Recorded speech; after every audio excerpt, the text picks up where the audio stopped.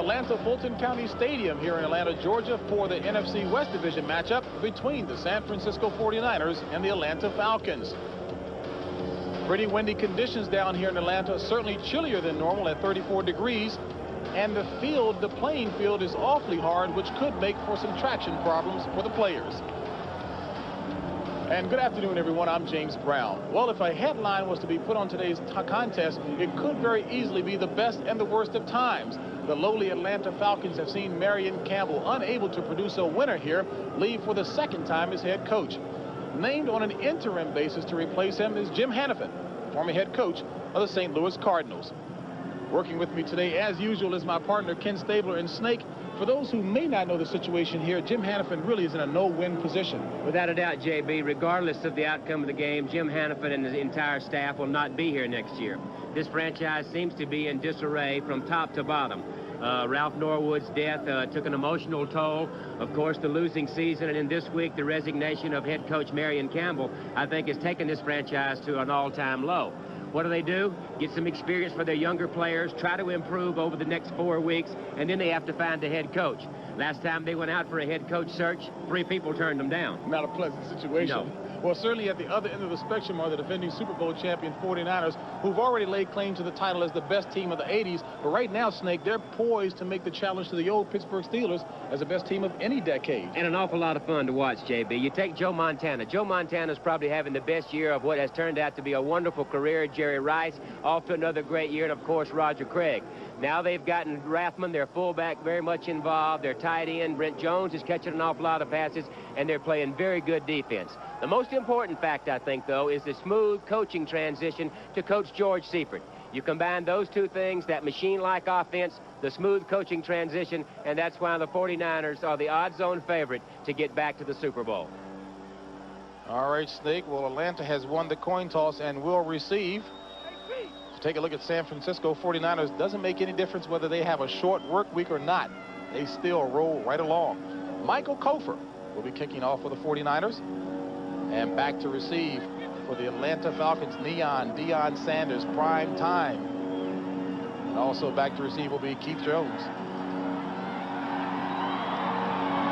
49ers definitely have chilly weather conditions to contend with here.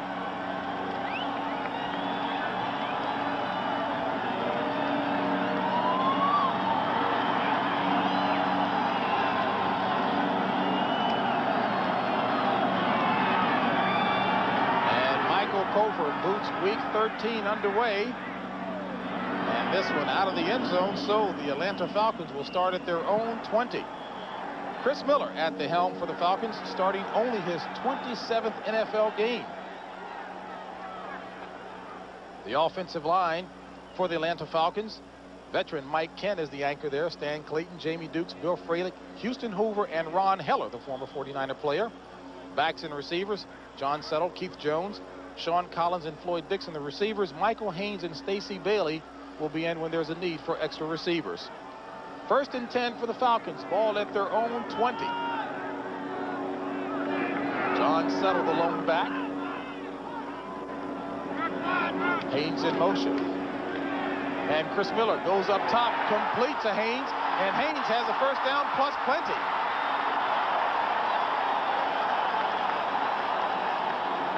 So Michael Haynes down a 31-yard play from Miller to Haynes. Well, JB, they come out with their 3 wide receivers to one side. You see Haynes coming back across in motion. They get the ball to him quick. Now, the 49ers are going to have to be extremely careful with this team. They are down emotionally right now, and you really don't know what type team will take the field. It could be a team that will gamble, throw it all over the field. Jim Hannafin, crafty old veteran, says he has nothing to lose. Let's go out and play, have some fun. I don't think they could have a better guy for this situation. Ball at midfield, 1st and 10. This is Settle. And Settle, maybe a 2-yard pickup to about the 48. The San Francisco defense that Atlanta will be facing, absolutely a going ranked 5th overall in the league. Pierce Holt, Pete Kugler, Kevin Fagan. Boy, Pierce Holt's having himself a whale of a year. Linebacking core, pass rushing specialist Charles Haley, Matt Millen, Michael Walter, and Keena Turner back from injury. And the secondary, Pollard, Griffin, Ronnie Lott, Chet Brooks, Eric Wright, and Tim McKay in on the nickel and dime defenses.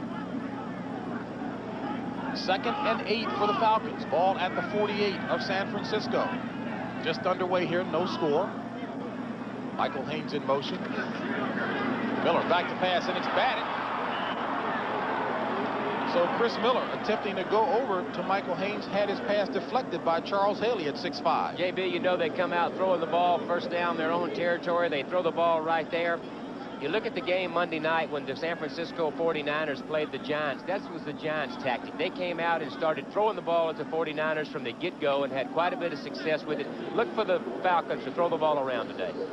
Snake, not a bad option on the part of Atlanta to try to get an emotional boost going early. Michael Haynes out, Floyd Dixon in, and George Thomas in, the two receivers for the Falcons. On 3rd and 8.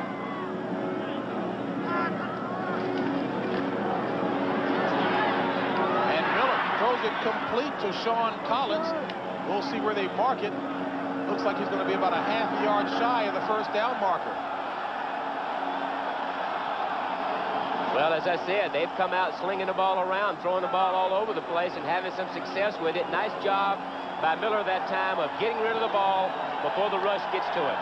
And the fans who are here want Jim Hannafin to go for it, and Hannafin again throws his hands up. Hey, what the heck? I tell you what, Jim Hannafin could make a lot of friends here today with a good effort by this team. I think Jim Hannafin is a fine coach. As I said, ideal guy for a situation like this because he's a loose-type player's coach. Call it 4th and 1 out of the eye. This is Jones, Keith Jones. Halfback option, going up top to Haynes. Incomplete.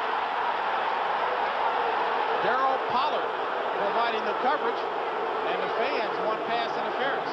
Creative play, to say the least, though, Snake. Well, like we said, you don't know what to expect from a team that's having as many problems as this team is having.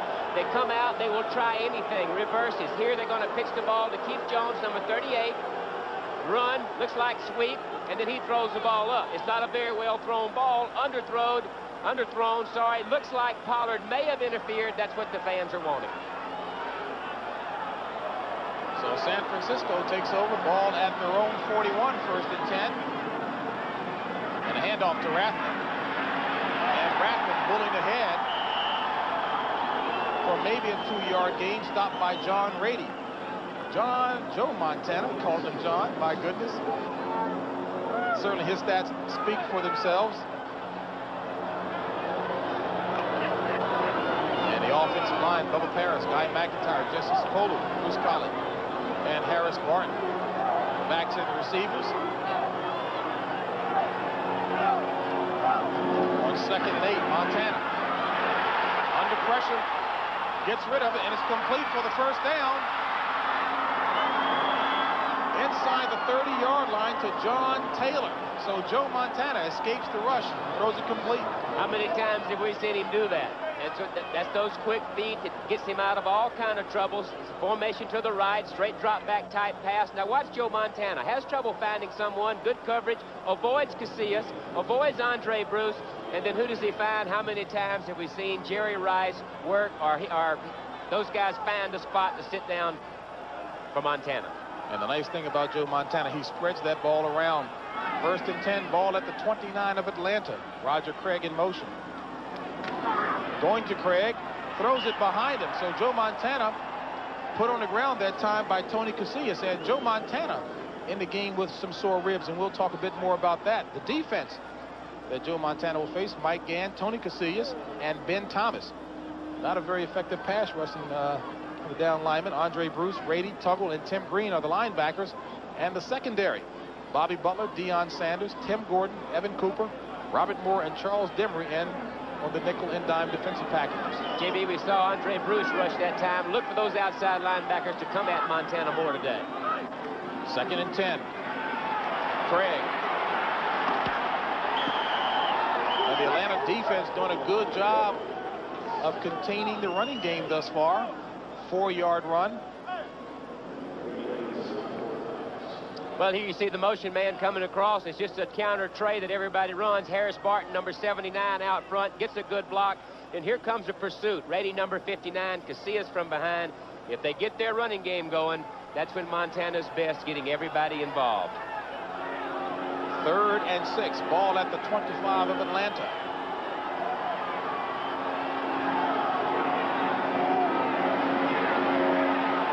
Montana complete for the first down to Taylor. And Taylor run out of bounds at about the 13-yard line by Evan Cooper. A 12-yard pickup. Montana to Taylor.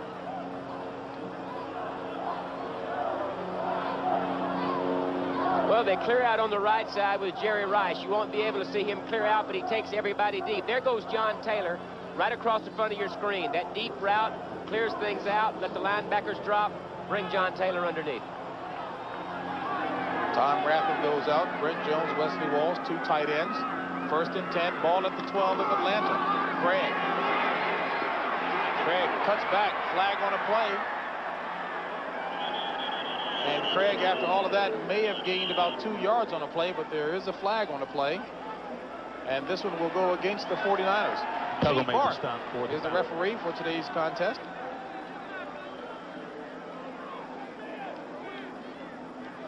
You notice Joe Montana holding his hands. A little chilly down there. Holding, 77 offense. 10-yard penalty, replay the first down. And that's Bubba Paris. Andre Waters running in a lateral for a touchdown, and the Eagles on top of the Giants, 7-0 there. NFC East Division battle. Eagles trailing by just 1 game behind the Giants. Yeah, that's going to be a knockdown, drag-out affair. Last time the Giants kept Randall Cunningham in check. Be hard to do that a couple of times in a row. 1st and 20 from the 22. Montana back to pass. Throws it incomplete over the head of Jerry Rice, but there is a flag on the play. That back at about the 25-yard line, and this one again goes against the 49ers. As George Seifert looks on. We have multiple fouls against the offense. 79 was tripping, 61 is holding. One or the other will be refused. We'll penalize one. 10 yards, still first down. You like that? Yeah. Very uncharacteristic of the 49er team to go down and hurt themselves, to stop themselves with the penalties. They've been a machine-like offense all year long. The coaching transition to George Seifert has been extremely smooth. He's put fun in the game for this team, and they're spreading the ball around. Right now, Seifert's team faced with a 1st and 30. Ball back at the 32. This is Craig. And Craig is dropped at about the 30. Followed a 3-yard pickup. We'll give it to him at the 29. Andre Bruce on the tackle that time.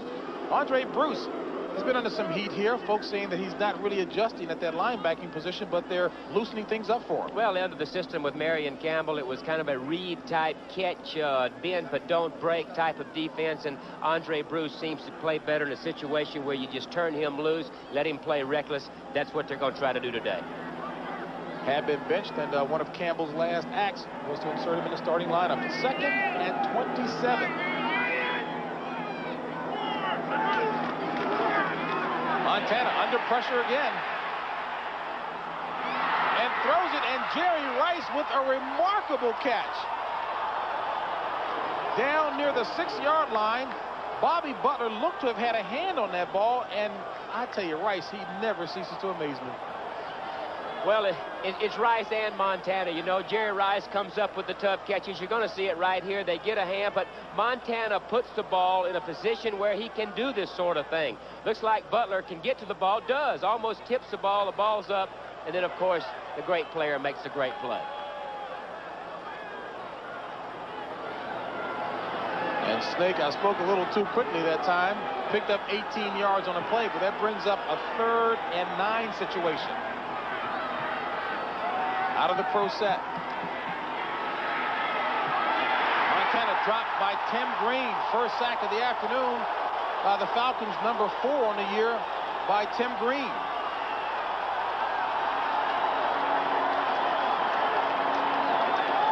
Atlanta was looking for a little more enthusiasm. They got it there. Tim Green going to be the emotional leader today, looks like. But here's they fake the draw. There's the draw. They fake the draw to try to hold people, but they get the big push on the dog. They're bringing their linebackers to try to get the pressure on Montana. It works with Tim Green.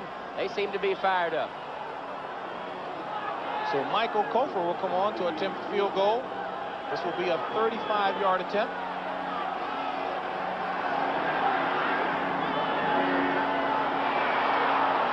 It's good.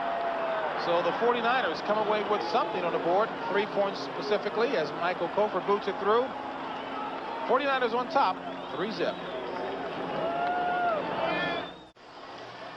Well, some good defense by the Falcons and some penalties by the 49ers help stop them right here, force them to field goal. Watch this one right here. Here's the kick by Kofor, right side. Nobody says it has to go right down the middle. Barely hits it and goes in. They'll take it. When things are going well, they go well. 9 plays covering 41 yards. 3:49 off the clock. And Kofor with a 35-yard field goal.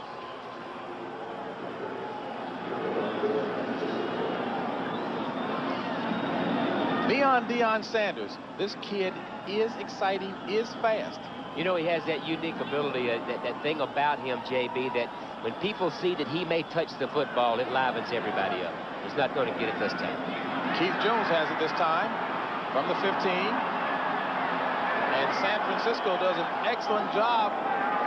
Kick coverage. Give the credit that time to DeLong. Keith DeLong.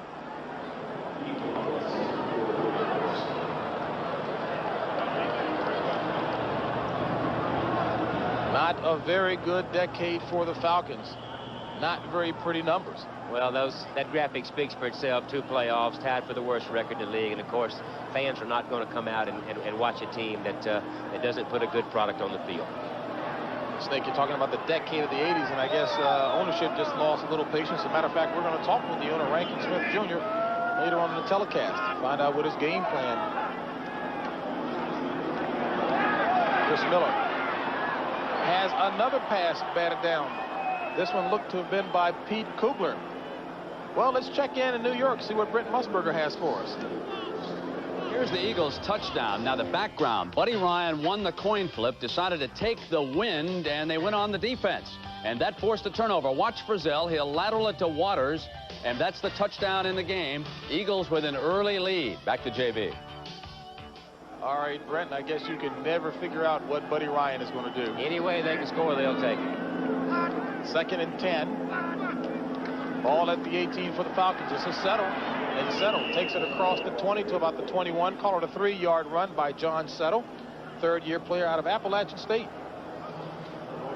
We talked to John Settle yesterday, JB, and you know, you talk about this Falcon team, they're extremely young. Sean Collins, their quarterback, and all these guys, and John Settle just frankly said that he's tired of hearing about how young they are, that they have to go out and do things, have to go out and make things happen. He's motivated this week by evaluation by whoever comes in to coach this team. He's a good, solid fullback. Well, as you mentioned before at the top of the show that the new coaching staff will take a look at the film, they'll certainly be impressed with him. 3rd and 7. Dime defensive package in for the 49ers. Miller throws it complete to Collins for the first down. Sean Collins across the 40 to about the 43-yard line. A 22-yard pass play by the Falcons. That's a good young rookie receiver that's going to be around a while, JB. Here you're going to see the motion right in here, and you come right back into that hook zone. Miller does a good job. There goes the motion coming across. Miller reads it and gets rid of the ball extremely quick. Right there, the pressure's on him. Finds Collins in that seam right there. Good possession receiver, Sean Collins. Sean Collins to the near side this time. 1st and 10. Ball at the 43.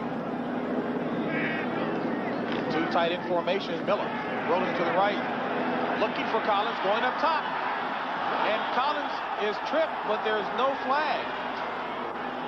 Again, the point there, the defender, Pollard, looking for the ball as well.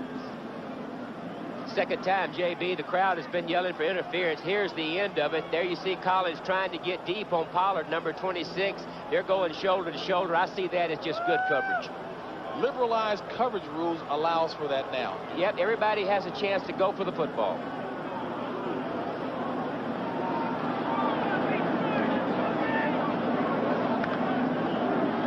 .7:28 remaining in the first. San Francisco on top, 3-0. 2nd and 10. Miller drills it complete. near midfield to Ron Heller. 7-yard pass play. As I said a minute ago, JB, the Giants, the New York Giants on Monday night came out with the game plan of spread the field and throw the ball over and over. That's exactly what the Falcons are coming out here today. They think that they can do some business throwing the football. Here you see it right here. There goes Settle in motion, spreading things out, trying to stretch the defense. There's the pressure. Good block by Ken to give him time. And there he finds the receiver, number 80. Tight end has not been a position of strength for the Falcons. Tight end has been a position where they've needed somebody to step forward and make some plays. 3rd and 3. Ball at midfield. Miller complete for the first down. Jones diving to the 40. Rookie Keith Jones from Illinois. Use him an awful lot of ways out of the backfield. They'll split him out in a receiver position. They use him in motion an awful lot. Screen to him. Also runs the ball. Miller does a nice job here of reading zone. They drop back out of there. Nobody takes the outlet guy. Good read on Chris Miller's part. Keith Jones, 3rd-round pick. And Hannafin, thus far, looking very, very creative in terms of his game plan. 1st and 10, ball at the 39. Out of the eye, play action to Haynes.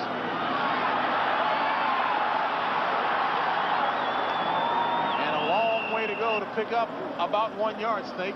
Haynes is the game breaker for the Falcons. He's the guy that has the speed, the guy that they try to make the big play with.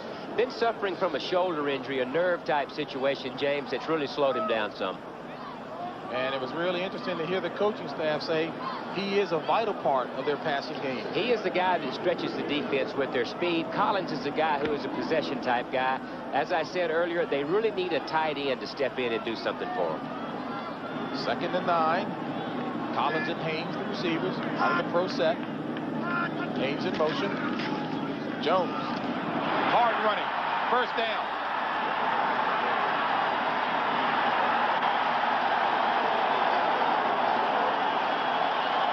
Classic hard running style by Keith Jones. 13-yard gain inside the 25. You know, you have to like the intensity this team has come out with, the death of a teammate, the resignation of a coach, the losing season, but yet here they're playing probably the best team in the league, and they're playing awfully tough. One of the things that the writers here notice about Atlanta in practice when Hannafin took over is that there was some lighthearted laughter and banter. He's always been that kind of coach. With the 49ers, they threw with the Cardinals in St. Louis, they threw the ball all over the field. He's a fun guy to play for. 1st and 10. This is Lang. And Gene Lang gets maybe a yard on the play. We'll bring up a 2nd and 9. Ball should be marked at the 24. Michael Walter on the stop.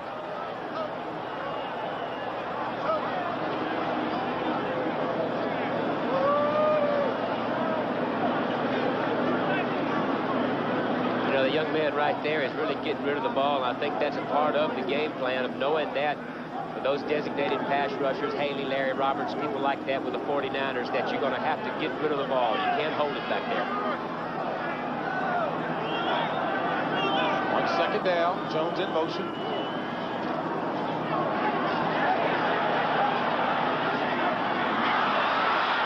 Nearly intercepted as Chris Miller had his pass dropped that time by Darryl Pollard. Well, they do this off of a counter-type action. There's the counter. They pull the left guard. They pull the left guard out. Stan Clayton as a personal protector. And then Chris Miller throws the ball behind Heller. Almost tipped for an interception.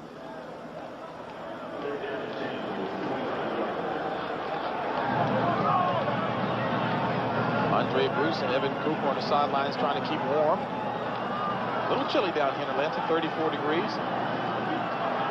3rd and 10.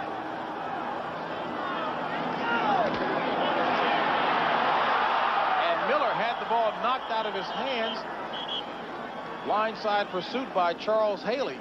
So that will bring up a 4th down and a field goal situation. Well, that's a situation that the Falcons have to stay out of, is those 3rd and longs, and they bring in those guys like number 91, Larry Roberts, and of course their best pass rusher, number 94, Charles Haley. You've got to have good 1st down plays, stay out of long yardage against the 49ers. Excellent pursuit by Haley, the pass rushing specialist out of James Madison. A 48-yard field goal attempt by Greg Davis. And it looks like the wind got this one, Snake. Stopped it at the goal line. No doubt. You can see the ball up in the air. The wind gets a hold of it, hangs it up. 49ers hold.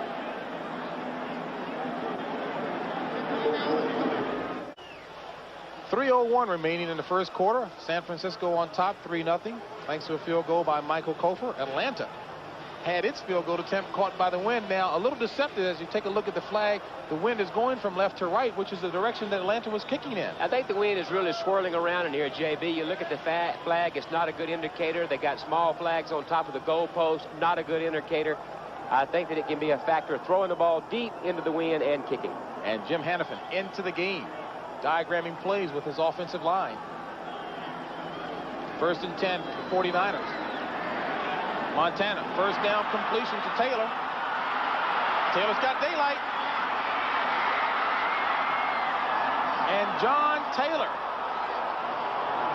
takes it down inside the 15-yard line. A 52-yard pass play from Montana to Taylor. Well, you're going to see Taylor right there, who comes in motion from out here down and across and against that zone. Montana, who does it so well time after time after time. There he is in the zone. Now watch Rice come back and get a little block on Dion right about in here. Gets a little block to get him an extra 6 or 8 yards. Nice play by Montana. The ball is marked at the 17 of Atlanta, 1st and 10. And off to Craig. And Craig's second effort working well as he picks up 5 on the play. Will bring up a 2nd and 5. And folks, take a look here. Philadelphia on top 14-0. And of course, San Francisco was looking for a little help from Philadelphia, one of the teams to try and clinch a wild card spot today. Exactly. One of those teams could lose today, and if they win here against the Falcons, then they could clinch a wild card. Talked to that man yesterday, and he was an awful lot of fun to talk to. I think he's brought a lot of fun to this team and spreading the ball around on offense. Always been a great defensive coach. Craig in motion on 2nd and 5. Montana, deep drop. Complete to Jerry Rice. Down near the 5-yard line. That's good enough for the first down. A 7-yard pass play from Montana to Jerry Rice. He just has such great vision and such great awareness of where everybody is or where everybody is supposed to be. And of course, he's such a terrific passer, very, very accurate, and off to maybe his best year of what's been an outstanding career. This thing, I tell you, the thing I like about him, he really does spread that ball around. And wants to play. Talked to him yesterday as they were practicing, and he said, no, he does have sore ribs, but he wanted to keep things going. Wants to play. Said we haven't clinched things yet. Need to do that first. 1st and goal. Ball at the 6.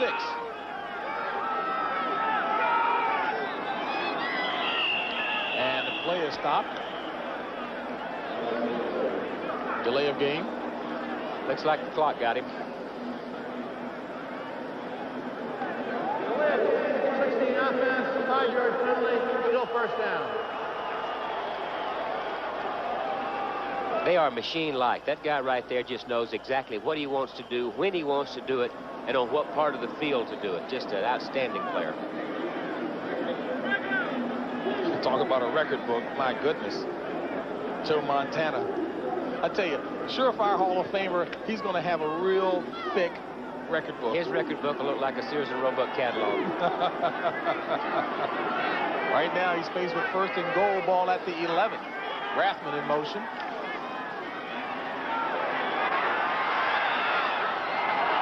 Throws it incomplete, going back across field, looking for Roger Craig. Well, Joe just trying to improvise there. Everything designed to go to the right with a little half roll out, and Joe just trying to make something happen. And Ben Thomas is down on the field, and actually looks like the Falcons came away with a player and a half injured. Ben Thomas down on the field. Tony Casillas comes up limping. We'll check their status when we come back. Well, Joe Montana coming out to his right, trying to throw the ball back across the field to make something happen. And watch Jesse Sapolu just leveled Thomas, number 72 for the Falcons, right there. Peels back, legal hit, way it ought to be done, and just levels it. Thomas on the sidelines for perhaps one play as Malcolm Taylor takes his place. And second and goal from the 11. Montana. And Montana run out of bounds by Deion Sanders as he picks back up 5 yards in a play. And the 49ers, of course, were upset thinking that Montana was roughed up on the sidelines out of bounds. You got to look out for your quarterback. You got to take care of your guy. Of course, Sanders has had a reputation the last 3 or 4 games and won against this very 49er team with a late hit on Jerry Rice. So they're not going to put up with it. Well, if he wants to be a talented rookie for a while, doesn't need those kind of plays. That's exactly right. That guy right there draws a lot of attention. This is probably a little bit uncalled for. Joe Montana's not going to duck his head and try to get that extra yard. He's going to run out of bounds, so I don't think there's a need for anything extra. Well, here it is right here. You make the call yourself. There he is. He's not going to duck his head and try to run over anybody. He's going out of bounds. I mean, a little push. It's not real flagrant, but I'm not sure it's needed either. And Jesse Sapolo, like all good offensive linemen, are going to take care. Third and goal. Rathman. Nowhere to go. Nowhere to hide.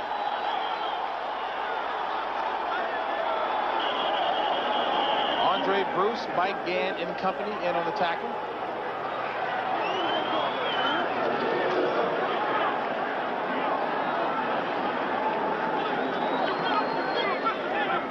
Bill Sims to Mark Ingram, and the Giants on the scoreboard, trailing by just a touchdown now. First quarter action there. It's a very good New York Giant team, and you can bet that they're going to be in that one all the way.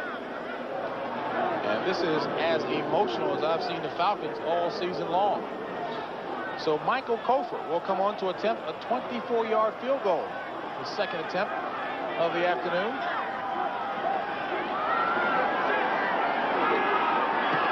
It's up. And his second field goal of the afternoon. So the 49ers, on the strength of 2 Michael Kofor field goals, lead the Atlanta Falcons by the score of 6-0.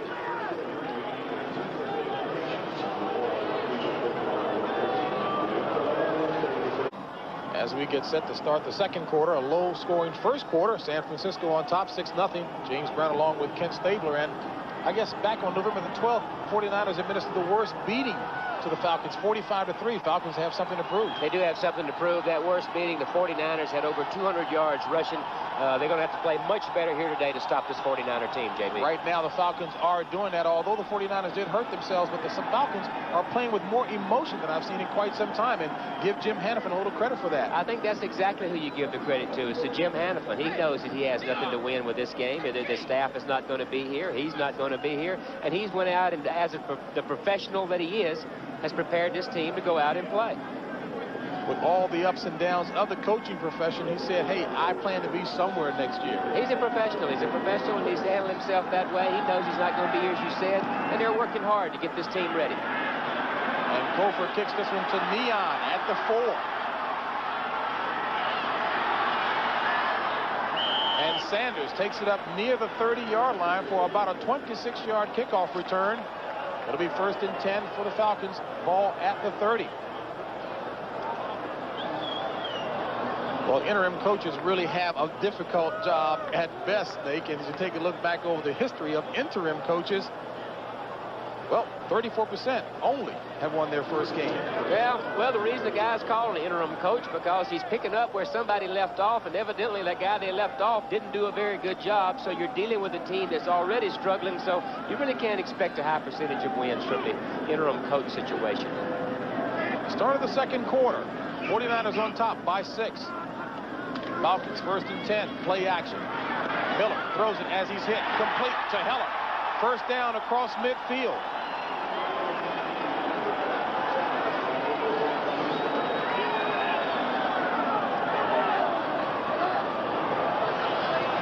Well, the tight end on on this side, and that's into the corner, straight drop back type pass.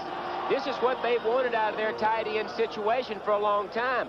They get Heller as a plan B guy. There's Heller making the reception right there, but then he gets injured. They thought they had the position filled with an Alex Higdon. He gets injured, and the tight end position had really not come in. There you see Miller throwing the ball under heavy pressure from their best pass rusher, Charles Haley. Ball is marked at the 48 of San Francisco. 1st and 10 for the Falcons. Hand off to Settle. And Settle takes it down to about the 44-yard line. Call it a 4-yard run. This telecast is presented by the authority of the National Football League and is intended for the private use of our audience. Any rebroadcast or other use of this telecast without the expressed written consent of the Atlanta Falcons and the National Football League is prohibited. I think I have that understood well. Okay. Jim Burt, former New York Giants player who had an outstanding game Monday night against his old teammates. Worst uniform in the league. What a brand new baby daughter. And Settle looking a little confused. And Snake, it looked like it might have been a halfback option. Nothing was there.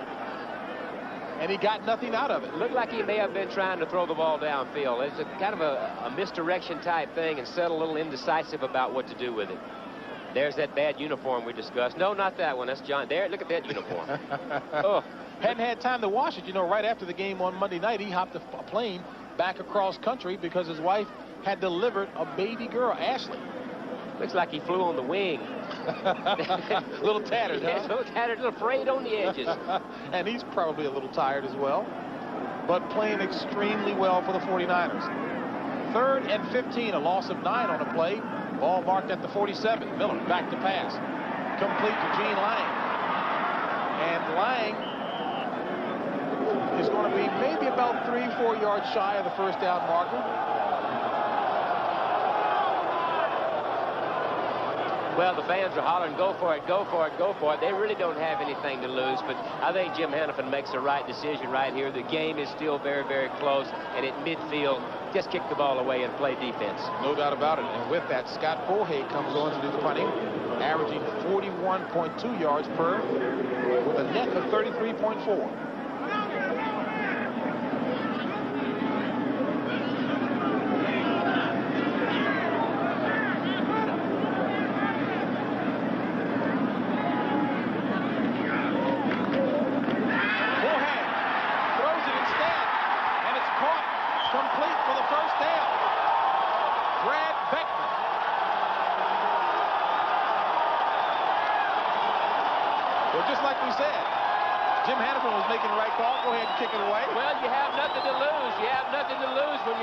Team that has the record and situation that they're in.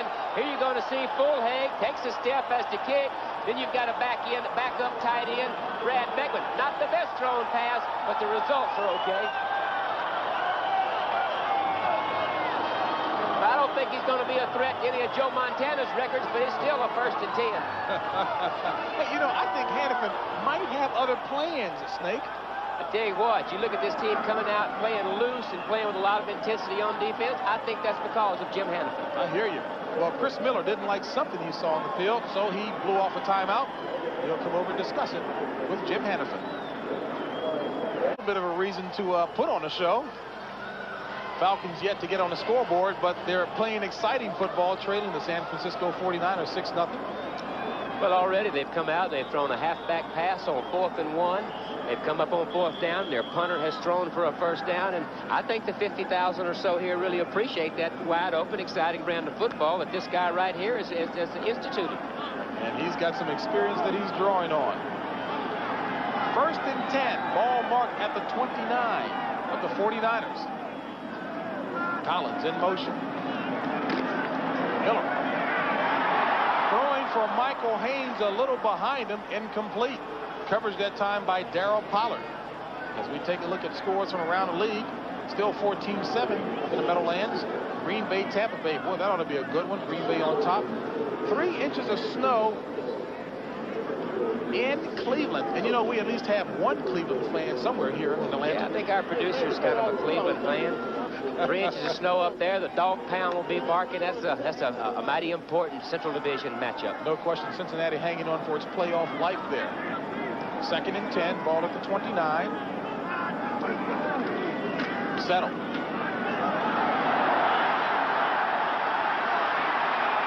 And John Settle runs for the first down. There is a flag on the play.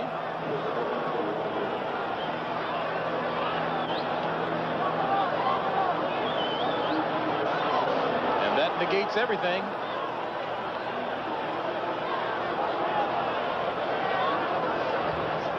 '78 offense.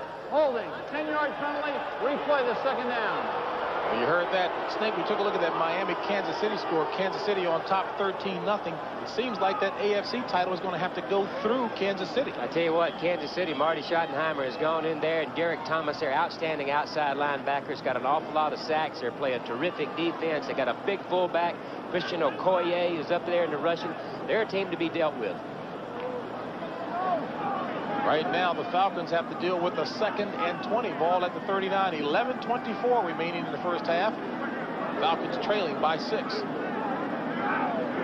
John Settle, the lone back. Settle, the ball carrier.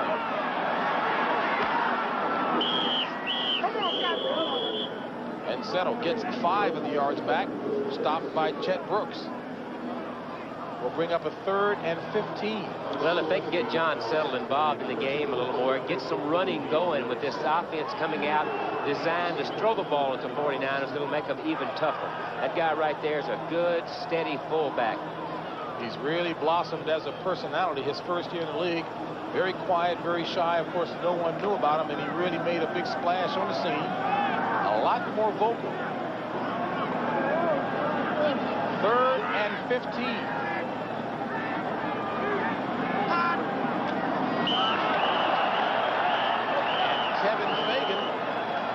Unless he was drawn off sides, started just a little too quickly that time and made contact. He's not putting up an argument. 75 defense. Encroachment. And that's why he didn't argue. Still 3rd down. Getting those passing downs, JB, one of the ways to slow down the rush is for the quarterback to use some voice inflection, give them those real hard huts, those real hard counts, make those guys jump so they won't be so antsy to get in there.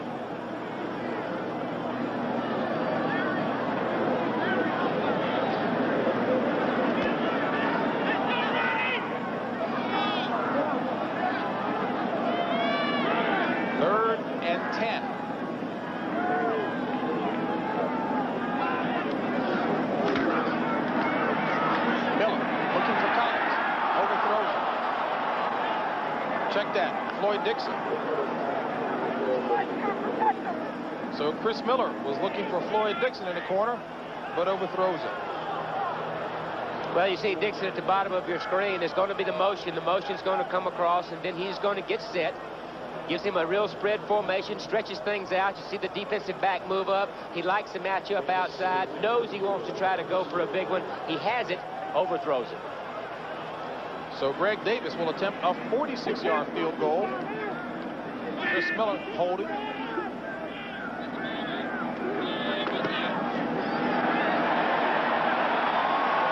with the wind to his back this time, Greg Davis is good. 1 of 2 on the afternoon thus far. Falcons trail by 3. 10 minutes remaining in the first half. 49ers on top, 6-3. Joe Montana has gotten his team in position a couple of times, although they've come away without touchdowns. 2 Kofor field goals they've had to settle for.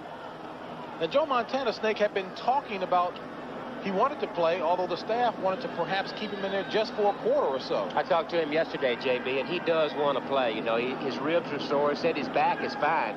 But he's playing so well, and the team's playing so well, that he wants to keep that momentum going and really wants to play today. On the other side of the ball, the Falcons really are playing some exciting football, maybe even sandlot football. Well, they just kind of draw them up in the dirt as they go. They don't have anything to lose, and Hannafin's throwing the ball on 4th down and faking punts, and that creates a lot of problems. Flag from the 8. Oh, hit hard. The ball is jarred loose. Now that will make some highlight films. heard across the state of Georgia. Man, there's Flacker with the ball right here, and watch this. Here it comes right here. I mean, out of nowhere, right there. Bang, the ball shoots back about 10 or 15 yards. Now, there's one that'll make you sleep on your side of the bed tonight. He'll be sore tomorrow. Gary Wilkins, the tight end, number 87, applying a wicked hit. But somehow the 49ers retain possession. Montana hands off to Craig. And Craig doing a little fancy dancing. Coming up next Saturday at 2:30 Eastern Time here on CBS, it's one of college football's time-honored and traditional rivalries, Army versus Navy. And talk about a spectacle of grandeur. Take a look, the long gray line for the Army to the white sea of midshipman hats. So join us next Saturday for a very special college football game between Army and Navy. 1 second down, play action. Montana complete to Rathman, and Rathman slips about 2.5 to 3 yards shy of the first down marker. Bobby Butler touches him to down him. One thing about their offense this year, JB, you notice is Tom Rathman. Look at those receptions right there. Leads NFL running back 61. That is new. They've taken their fullback and gotten him more involved in the passing game. They're also involved Brent Jones, their tight end, more in the passing game, which does nothing but open things up for Taylor and Rice. Are fullbacks accustomed to being employed offensively like that? Most of the time, your fullback in your offensive system is not your best pass receiver and is sometimes neglected in defensive schemes. Well, Rathman slid to within a yard at first down marker, making it 3rd and 1. And this is Rathman. And he's wrapped up by Tony Casillas, shy of the first down. Well, fourth-year player out of Oklahoma, looking strong. First thing you have to do is if you're going to run the football, inside, outside, wherever, what you have to do is you've got to control that guy right there. You've got to control the nose tackle. Here he does the job on the center, number 61, Jesse Sapolo, and there it is for the loss. So Casillas' good defense forces the 49ers into a punting situation. Back deep, Deion Sanders talking to the crowd. Let's see if he can talk on the field. From the 36.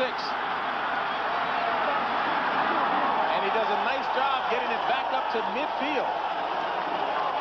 39-yard punt, 14-yard high-stepping action by Sanders. I got a big Clydesdale down there in Mobile I ride, JB. We'll probably cover it, too. Reminds me of that offensive line I played behind. And they were awesome. The Raiders, of course. 1st and 10, ball marked at the 49 of Atlanta. Play action. Miller going up top for Haynes. Intercepted by Ronnie Lott. So Ronnie Lott comes up with his 4th interception of the year on that Chris Miller pass intended for Michael Haynes. James, anytime you're throwing the ball in the middle of the field, the first person you have to locate is the free safety. They're going to try to get a post down in there on the outside. As long as free safety is sitting in the middle of the field, you have to get off of that, go to somebody. There's Ronnie Lott going right back to the middle of the field, reading the quarterback, reacting on the ball. Bad decision by Chris Miller. And Ronnie Lott, as he's done so often, right in the thick of things. 9th-year player out of USC, still playing strong. And believe it or not, that 47th interception ties a team record. Jimmy Johnson, a pro's pro. And a pro throwing to Brent Jones. Montana to Jones up to the call it the 10-yard line. 5-yard pickup on that play. Well, there you see Marcus Cotton making the play, number 51. They've expected great things out of Cotton and number 93, Andre Bruce. They're real high young draft choices, but they really haven't come in and contributed the way that they expected. Some people say it's because of the conservative system that they play in. What do you think, Snake? I think that might be the case. I think those are 2 kids that you just turn them loose, point them to the ball, and say, go get it. 2nd and 5. 6:45 remaining in the first half. This is Rathman. And Rathman bullying his way up to about the 15-yard line. 4.5-yard gain by Rathman. We're coming to you from Atlanta Fulton County Stadium here in Atlanta, Georgia. San Francisco 49ers and Atlanta Falcons. James Brown along with Ken Stabler. 6:24 remaining. 3 points separating the teams. Frisco only 2 field goals. Awful lot of excitement in here, you know, and I'm a little really surprised about it because of all the trouble the team has had, the coach, the death of a teammate, and that sort of thing. But these people are fired up, and I think Jim Hannafin of doing the things on 4th down, throwing the ball all over the field, has got these people excited. 3rd and 1. Craig and Rathman, the backs. Craig in motion. Rathman wrapped up by Ben Thomas for no gain. So Ben Thomas, who left the game earlier with a slight sprain, back in there with a good defensive play. Well, you're going to see Ben Thomas making the play, and it's one of the areas that their defense has struggled, has been able to stop the run. Here you see Ben Thomas, number 72, doing a nice job. Cotton, 51, flowing to the ball. They've had trouble stopping the run, and as a result, teams have controlled the ball on them, and that's one of the reasons that they've had their problems. Well, Snake, it appears that forward progress gave the 49ers the first down. And Montana swings it out to Craig. And Craig does the rest on his own. He runs for a first down. So Roger Craig running hard. 7th-year player out of Nebraska, 15-yard run. Good safe pass to throw, backed up in your own territory. Here you're going to see it from behind Joe Montana, looking downfield, looking downfield. They let the defensive line get their penetration. Roger Craig counts like 1,001, 1,002, slides out into the flats and tries to pick up his offensive lineman. Said no matter how well they're playing, you got to stay focused. I guess the greatest comment about keeping focus, he said, in this sport, humility is just 1 week away. 1st and 10, ball marked at the 31. Montana pumps. Throws in the direction that John Taylor should have been, but wasn't. And Bobby Butler may have had something to do with keeping Taylor held up. Joe Montana wanted to go to his left first. They were going to try to give a little pump fake to try to get Deion Sanders to bite and then throw the ball in behind him. Sanders didn't bite. He looks to his other side and has nothing.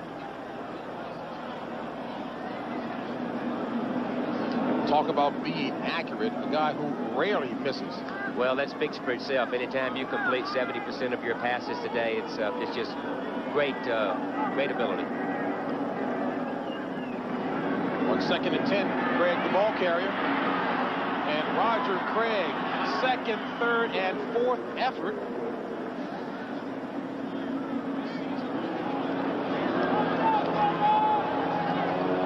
Pickup of about 8 yards on that play by Roger Craig. Counter trey play, JB, that everybody runs. Highest career completion percentage, Joe Montana. I mean, he's sitting atop a lot of categories, but I like that name in 2nd place. Well, we got to get some more pressure on Montana today. Let him throw a few more incompletes where the guy can move up a little. 3rd and 2. 3:40 remaining in the first half. 49ers on top, 6-3. Montana going up top for Rice. Intercepted by Sanders.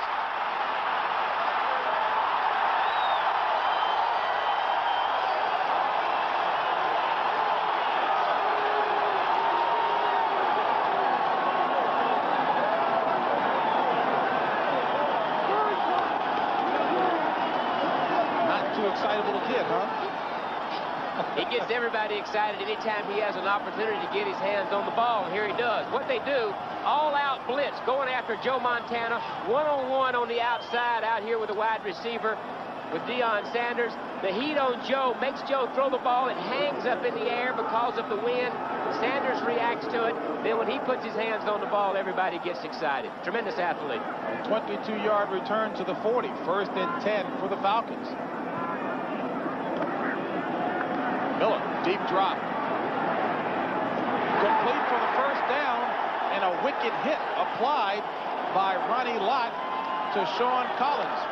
But a 15-yard pass play and a first down for the Falcons.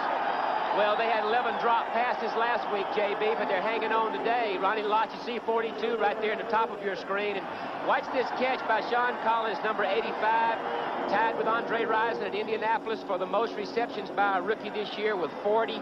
To show you how well he's playing, Jerry Rice is a rookie, caught 49.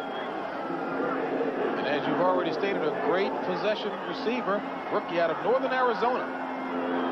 First and 10 from the 24 of San Francisco. Settle. Drop in his tracks. Now, Snake, I'm not sure if that was a footing problem there, but Settle never got started. Never really got started. It could be the footing. The field is extremely hard, they tell us, and a lot of times this kind of weather, a hard field does hurt the traction problems, as you mentioned.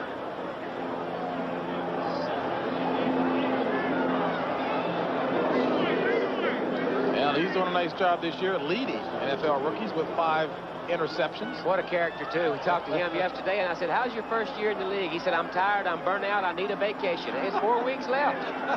Going from baseball to football. Second and 14. And the play is stopped. And it looks like we may have hit the 2-minute warning before Chris Miller was able to get that play underway. 1:58 remaining in the first half. Atlanta at the 28 of San Francisco. And trailing by 3.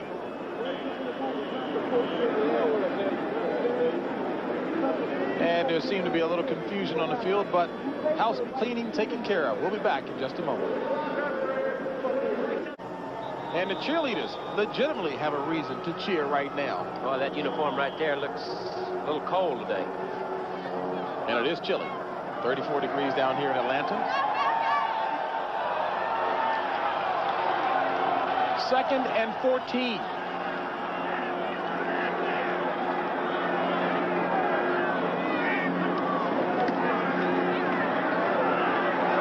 Miller with time. Touchdown.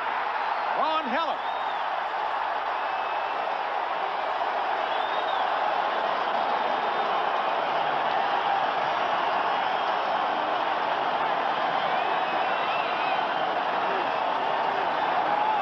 So Ron Heller scores his first touchdown of the season. Well, they wanted more production out of their tight end. They expected they would get it from Heller. Been hurt most of the year, but they get the matchup they want right here on Brooks. Chet Brooks, number 31. Miller throws a strike, and we've got the touchdown. And, of course, Ron Heller played with the 49ers, caught 26 passes and 3 touchdowns in his 2 years there. Scoring against his old mates. Greg Davis will attempt the point after. The Falcons are out in front of the San Francisco 49ers thanks to that 28-yard strike to Ron Heller. Miller reads the safeties right here, JB. This safety goes out, and he sees he's got the matchup for Heller on this safety right there. He reads it correctly. Watch that safety. Sees the other safety running out of there. He gets the matchup he wants on Chet Brooks, number 31, and throws the strike. And Atlanta goes out in front by the score of 10-6. Ron Heller trying to bring a little bit of stability and productivity to that tight end position as Davis boots this one. Flagler touches it. Tillman has it from the 2 and dropped at the 6. Give the credit to Robert Moore on the tackle.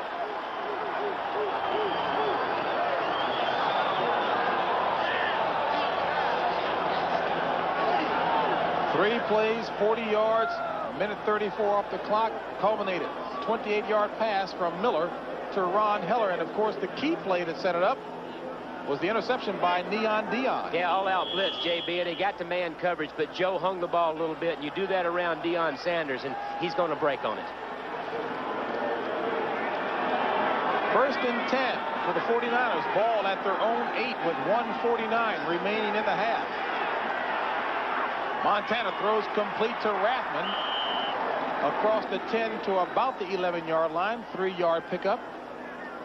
Brian Jordan on the tackle.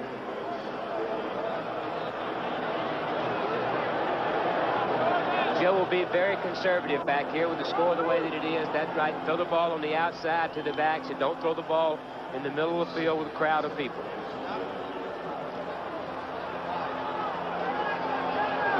idea, you go over and talk to the coach, the offensive coaches on the sideline. The idea, first of all, right here is to get the ball out. Get the ball out where you can do a few things. You break one, get it up midfield, then you can start using the clock. Well, it looks like Montana wasn't feeling the best in the world as he goes off, and Steve Young comes in at quarterback. On 2nd and 7, this is Craig, and Craig runs for the first down. Flags on a play way back in the backfield, but Craig driving 3 Falcons with him to midfield. But there's a flag back at the 12. And that negates a 39-yard run. Impressive run by Craig. Very impressive. That high leg kick, very strong drive determination by Roger Craig. 49ers have hurt themselves all first half with penalties. Holding 66 offense. We're going half the distance to the goal line and replay the second down. And the guilty culprit is Terry Tausch. Well, you're going to see number 66, Terry Tausch.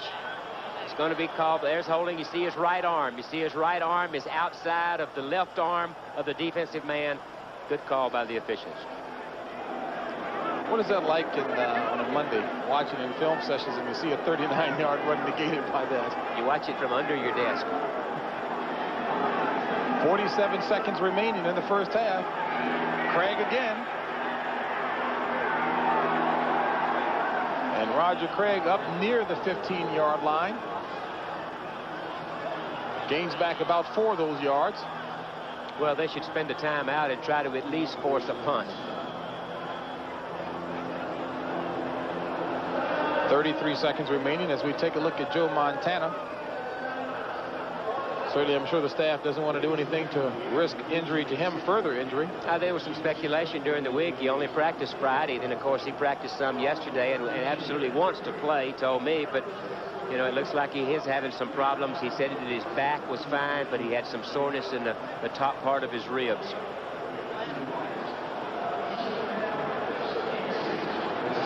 And Steve Young now getting an opportunity to loosen up that arm. Boy, isn't it something to have that kind of quarterback as a backup? Poses a lot of problems. You get a Montana who is really not going to run that much with the ball. He will run when he has to, but this guy right here presents a lot of problems of tucking the ball and running every time he has it. And don't forget, coming up at halftime, Brent and Irv will be back in the studio with all the scores and highlights, bringing you up to date on all the action from around the league. That's the NFL halftime show. Falcons spend a timeout. Now, if they hold them here, I would look for them to maybe spend another timeout if they have to in order to force the punt to get their hands on the ball one more time. And this is a 3rd and 4 situation for the 49ers. On the ground, Craig. And Craig run out of bounds. Looks to be just shy of the first down marker. See where they mark it. Could be close enough.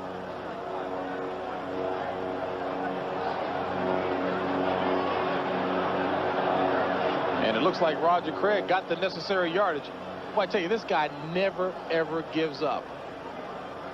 Been a very, very consistent player. He's closing in on the all-time reception record for a running back. Very, very close to breaking that record. He's been a 1,000-yard performer on the ground and just a good, solid, all-around performer. Takes pride in staying in good shape. They're gonna kneel on it, JB, and just run it out and go in, start over to second half.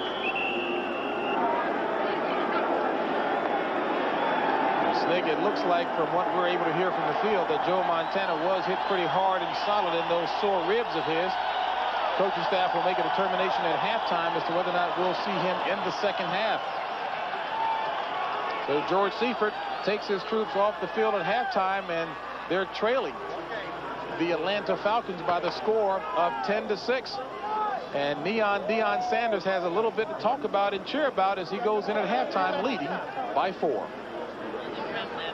Irv, we spent much of the pregame show talking about Monday night taking something out of the Giants. Might have taken something out of both teams. This is a shocker to me. You know, the 49ers, for the last 3 years, have won 19 of 21 road games, and here they're struggling against the Falcons. Well, second half still to come. Meanwhile, here's what's happening to the Giants, and they were definitely softened up by the 49ers. Phil Simms early under pressure. In case you did not hear, Buddy Ryan and the Eagles won the flip. They said, we'll take the win. We'll go on defense. And quickly, they get a defensive touchdown. They've got 2 defensive touchdowns on the day, Irv. This is really a cheap one here. Phil Simms going to his right. Apparently, the ball must have stuck in his glove or something, but he hits Clyde Simmons right in the stomach, and the big guy rambles 60 yards. I don't know if you want to chase a 300-pounder 60 yards, right, for the touchdown. And Phil Simms very upset. Now, here is the touchdown pass. It was Mark Ingram from the slot for 41 yards. And so at the moment, the Eagles also intercepted another pass after that, and that set up their field goal. And that's why it's 17-7. The Giants have now recovered an Eagle fumble in that game as we see the Green Bay Packers and the Buccaneers 7-3 the score down in Tampa. The Packers lead, and yes, it was a Don Majkowski touchdown pass. Watch this interception here by Brian Noble. Great diving play by the Packers defense, and then the key combination for the Packers. Yep, Majkowski to Sterling Sharp. This is going to be a household combination soon, Brent. Majkowski hit Sharp this time for a 21-yard touchdown. I want you to watch this. We featured Tim Harris in the pregame show. This is why he is such a superb pass rusher. He simply overpowers the tackle here to get the Testaverde. That's why he's one of the more difficult pass rushers in the NFL to handle this year. And there's a 2-minute warning in Tampa now with the Packers leading 7-3. All right, the big one over in the AFC, and the Bengals have a 1-touchdown lead on the Browns. Bad weather in Pittsburgh. The Oilers scored on a Moon pass. Moon, of course, played for a number of years up in Canada, and bad weather doesn't affect him as much as the public thinks. It's 10-7. The Steelers lead the Oilers there. San Francisco and Atlanta, of course, the game you're watching, 10-6, the Falcons with the lead in that one. All right, the Rams in Dallas. The Rams would like to put a move on the 49ers, so they're hoping Atlanta can win. I think Buddy Ryan and one of his buddies put that sign up. They play next week. Here is Jim Everett. This is a pretty little fade pattern for the touchdown. And now watch, you know this combination. Everett to Anderson. Flipper has caught 3 for 51 more yards. And that set up another touchdown. And then it was Troy Aikman's turn. Yeah, Aikman comes on, connects here with Darrell Johnson for a 9-yard touchdown. You know, rookie, getting better and better from week to week, Brent. He looks pretty good to me. All right, New Orleans, now let's check that score. The Saints and the Lions are tied at 14. Big play was this kickoff returner. Yeah, 99 yards by Bobby Morris. And this really, when you're covering a kick, really makes your heart sink. As soon as he broke that ridge at the 20-yard line, you knew he had a good chance of going all the way. And he does. He scoots along the right sideline, 99 yards for the touchdown. Ties for the longest kickoff return of the season. Hey, let me check a couple of other AFC scores. Kansas City, some foul weather there. 16-0 all over the Dolphins in that game. And New England, Indianapolis, 6-3. Again, a dome team. The Colts having difficulty going on the road into that cold weather. We're going to continue right after these messages from your local stations. Back here for the start of the second half here in Atlanta. San Francisco 49ers and Atlanta Falcons. As you take a look at Steve Young now, we did not have a replay of the injury that Joe Montana suffered. The Atlanta Falcons coaching staff took a look at the coaching film, and they couldn't see anything, Snake, but Montana is in the locker room being x-rayed. All precautionary measures, of course, are being taken, so it looks like Steve Young will open up the second half, and we'll bring you more information as we get it. So Greg Davis kicks off to the 49ers. Spencer Tillman from the 1. And dropped at the 14 by Tim Gordon.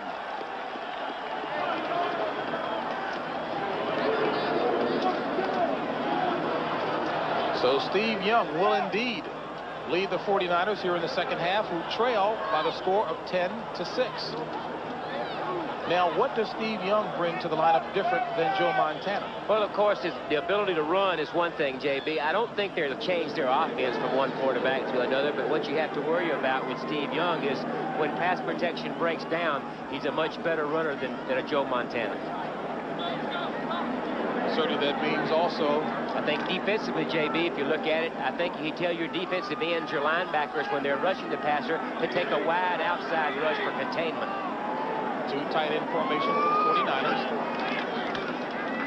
On the ground, and Roger Craig picks right up where he left off, running for a first down, stopped by Jesse Tuggle.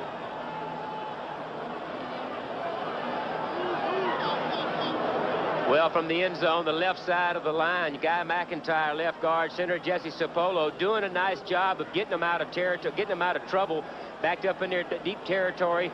That's the way to do it. Knock them off the ball, open some holes for Roger Craig, get out where you can get into your offense. Nice job also by Bubba Paris. 1st and 10, ball at the 26 of San Francisco, just underway here in the 3rd quarter. Falcons leading it 10-6. Play action. Young to Rathman, complete. 1st down. Plus plenty. Dragged out of bounds by John Rady. Well, as we said, they've gotten their fullback, Rathman, involved much more in the passing game this year. Teams that play them in zone coverages drop those linebackers out of there, and Rathman just slips out into the flats. How did that actually come about to involve Rathman as a fullback more in the offense? Well, I think, you know, you look at George Seifert, a defensive specialist, and he understands that sometimes in defensive philosophies that the fullback is a forgotten man, somebody that you may neglect. He's used Rathman because of that. 1st and 10 from the 46. Pitch back to Craig. Craig slips in the backfield and is dropped. Loss on a play as Andre Bruce comes in to seal him. Well, there's a guy you don't want to wake up because he is a tremendous athlete. The catch-type defense they've been playing, here's the best way for him to play. Is just turn him loose and say, whoever's got the ball, go get him. And there's a guy, like I said, you don't want to wake him up, get him fired up, then you've got trouble on your hands. Wesley Walls, the rookie tight end for the 49ers, are still down on the field. And that's the way Bruce has played all along. That's what he knows best. That's what he played at Auburn. He came from Auburn as a high draft choice. That's the way for him to play. Turn him loose, let him go after the ball, just like he did on that last series. Wesley Walls temporarily shaken up, seems to be okay, ran off the field under his own power. Wesley Walls was the tight end that was involved in the Lawrence Taylor incident that fractured Lawrence Taylor's ankle, as you saw on the NFL Today, reported by our people as a clean block, and I think that it was. 2nd and 12 for the 49ers. Steve Young at the helm. Roger Craig in motion. Young going to Craig, complete. And Craig takes it to midfield. 6-yard pickup on a play stopped by Bobby Butler. And the play that you were talking about, Snake, involving Wells and Lawrence Taylor. Right here, JB, you'll see Lawrence Taylor and Wesley Walls right there. You see him hook up, he gets by Walls right there. Walls gets his head in front like you're supposed to, and I see that as a good block, just a freak accident.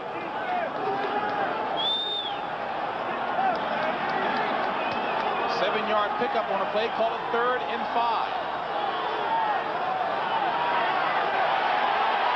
Young, drop.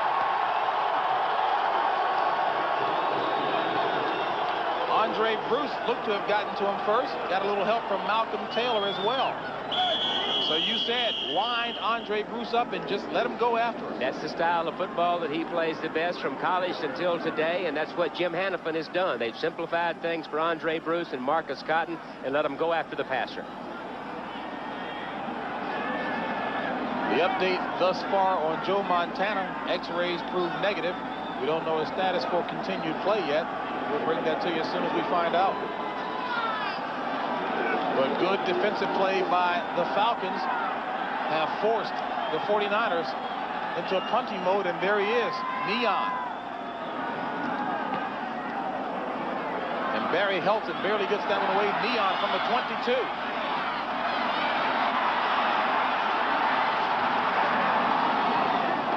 Up to about the 32, 33-yard line. And what looked to be no room at all was turned into an 11-yard punt return. Doubleheader action will be coming your way next week here on CBS Sports, and it all begins with the NFL Today at 12:30 Eastern. And in Game 1, you will see either the Falcons take on Minnesota or Dallas meeting Philly. Rematch of the bounty game. Then in Game 2, it's either the Giants in Denver or Phoenix and the Raiders. It all gets started at 12:30 Eastern with the NFL Today. First and 10. Ball marked at the 33. Sean Collins in motion. Miller throwing in the direction of Ron Heller and Keith Jones. Looks like it split the both of them. Trying to get that matchup with Heller again, and they've got the win with them, JB. And one thing to point out, that all the points scored in the first half were with the win. They've got the win with them now, so they'll come out slinging it. You know, Chris Miller certainly had made it known to us earlier in the season that he wanted to be more involved in the offensive scheme and was complaining a little bit. Well, he complained about not having the ability to make some audibles, to have more audibles. We'd got the other side of the story from the offensive coordinator, Rod Dowhauer, and he said he's had an opportunity to do that sort of thing, but really hasn't delivered and has made some little mistakes. Hand off to Settle. Settle with the first down, +3. So John Settle runs for the first down, getting the ball up to the 45-yard line. Good job by the right side of that offensive line for that 12-yard gain. Good job on the right side of the offensive line, and you get that running game going. It really helps Chris Miller out with his play-action type passes and to be able to throw the football. Detroit giving the Saints a fit. And Kansas City still blanking Miami. Boy. New England starting maybe their 4th quarterback of the year. I think Mark Wilson, an old ex-Raider, gets the call this week. 1st and 10 for the Falcons. Ball at the 45. 11:09 remaining in the 3rd. Falcons on top by 4. Miller throwing in the direction of John Settle. And Settle trying to give Chris Miller a target, saying, hit me here, baby. I don't know. What would you say to a running back telling you where to hit him? Well, anytime you're throwing, watch this guy right here. Watch Ken, the left tackle, number 78. Watch his pass protection. That's where it all starts, against the best pass rusher. Push him outside, push him around behind your quarterback, so your quarterback can step up in the pocket. Good job by Mike Ken. 12-year veteran out of Michigan. Really admire the very professional attitude that he's maintained, especially in a losing situation. Tough times. This is Gene Lang. And Gene Lang fumbles the ball, but it looks to have been recovered by John Settle. So it will go for a big gain for the Falcons, but boy, dangerous. Good job of cutting back against the pursuit. This 49er team, good set of linebackers, really pursue. Here you see they're pursuing. He stops right back there, cuts back behind Charles Haley, number 94, picks up a little help from his friends. They knock it loose, and then John Settle, right place, right time. End result, 9-yard gain, making a 2nd and 1 as you take a look at Wesley Walls being retaped on that right leg of his. Hey, the 49ers have come in here and ran right into a buzzsaw. You really don't know what kind of team would take the field today because of all of their problems, but they are playing very intense. And Chris Miller comes over to talk it over with Jim Hannafin. 49ers have been able to manage only 6 points. 10-12 remaining in the 3rd quarter. Atlanta on top by the score of 10-6. Coming your way next Saturday here on CBS, 2:30 Eastern Time. It's one of the great events in college football, Army versus Navy. Some big names have always participated in that contest. We've got a good one lined up for you. 3rd and 1. And Chris Miller recovers the loose ball, and Atlanta, with a golden opportunity, squanders it. Exactly right. You're right. Squanders it. I mean, that just kills you against a good, especially against a good team like this. Simple as just a bad exchange between quarterback and center, something that should be automatic.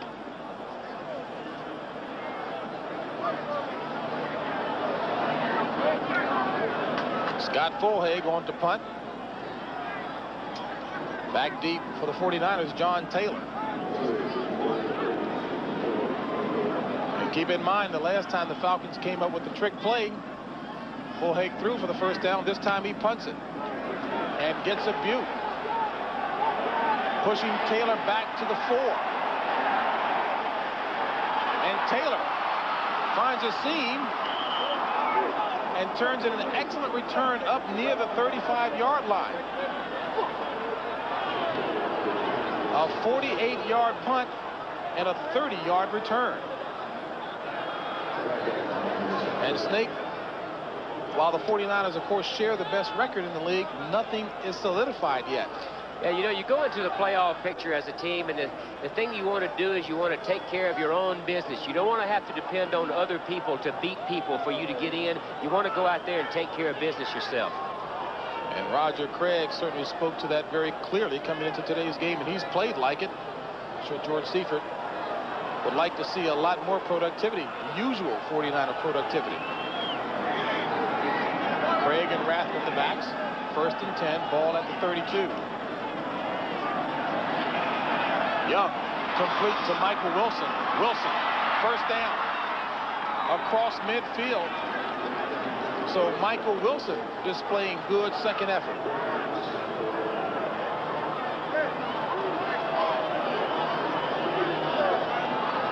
Anticipating the zone, they bring the outside guy in motion. You can't see the motion, but you see the zone. See the linebackers dropping out, and then you hit right in that hook zone. Nice play by Taylor. I'm sorry, that's Mike Wilson, number 85. Jerry Rice to the near side. Craig in motion. Young looking for Rice, complete. And Jerry Rice on the comeback. Forward progress. Should be marked somewhere near the 41-yard line. So an 8-yard pass play from Young to Rice. Again, almost the same type play to this side. They're going to bring Roger Craig in motion out here, and then they're going to hook Rice up right in that hook zone right there. Here comes the motion man. He's in the flats. There's the hook zone around the 10-yard line. Nicely thrown. Keep the ball to the outside. Short yardage now. Well, if you can say that. Jerry Rice has been kept somewhat in check. 3 catches for 32 yards, but just as soon as you say that.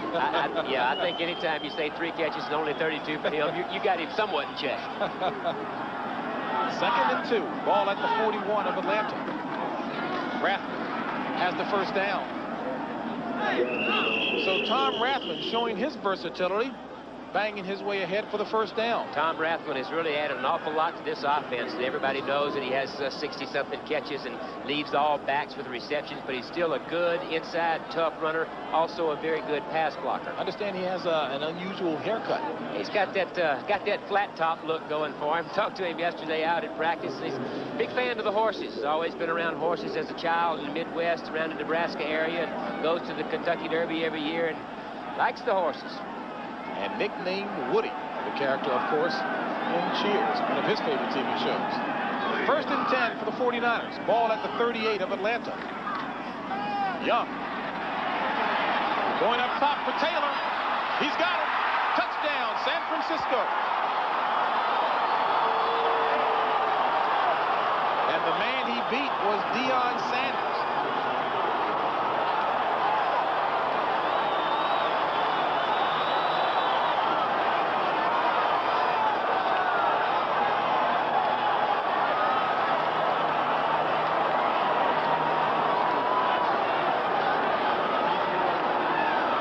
Picked on him a lot this year. You know, everybody has. They're going to check him out. He's a rookie. He's a great player with an awful lot of ability, but he's still a rookie, and people are going to take their shots at him, and people have had success.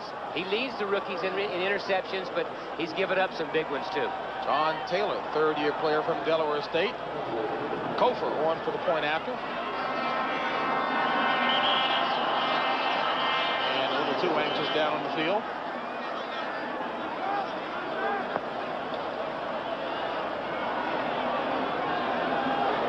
I guess it's safe to say that Steve Young is loosened up too. Freshman defense will penalize on the kickoff.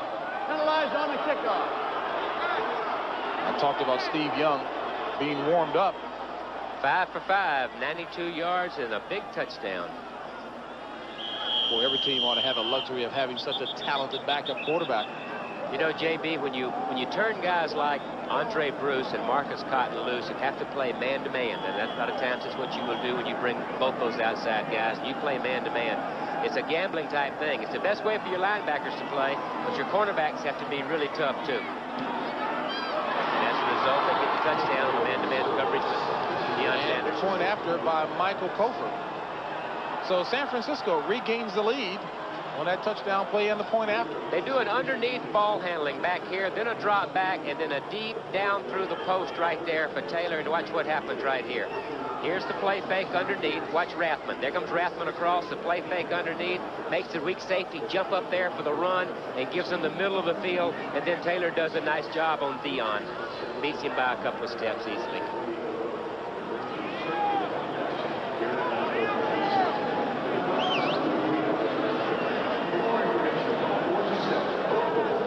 think the most impressive thing to me about George Seifert is that he seems to be a good manager. Came in and didn't try to change an awful lot or appear dictatorial. Just came in and made the right little tweaks. Conversation with him last night, and that's the thing that hits you about him, is he's so even-keeled, and I think he manages people, as you said, very well. Has not come in and changed an awful lot of things, delegated the authority to the people to go out and coach the individual positions the way that they need to, has brought fun to this game. I think Bill Walsh is a wonderful coach, but not as much fun to play for as this guy right here, and I think it's paying off on the field. 4 plays, 68 yards, 2:22 off the clock. And Steve Young, 38-yard strike to John Taylor. San Francisco back on top, 13-10. 7 minutes remaining in the third quarter. Deion Sanders back, I'm sure thinking of ways to atone for that mistake. Talking to the crowd in the end zone back there to get himself pumped up. Let's see what he can do with it. He'll get a chance from his own 3. Across the 20. Up to about the 28-yard line. 25-yard kickoff return by Neon Deion. And I tell you, we could hear the 49er players saying, get him, get him. I think he's made a couple of enemies on the 49er team, and they're going to take their shots if they get a chance. His late hit on Jerry Rice, I think, disturbed a few guys a few weeks ago. And, of course, pushing Joe Montana out of bounds hard like that. We asked him about that in the conversation with Deion, and he kind of blew it off. You know, he just said, you know, it's the frustration of a losing season, and he didn't think there was much to it, that the media was making more out of it than it really was. 1st and 10, ball at the 28. Settle. Across the 30 to the 31. 3-yard run by John Settle.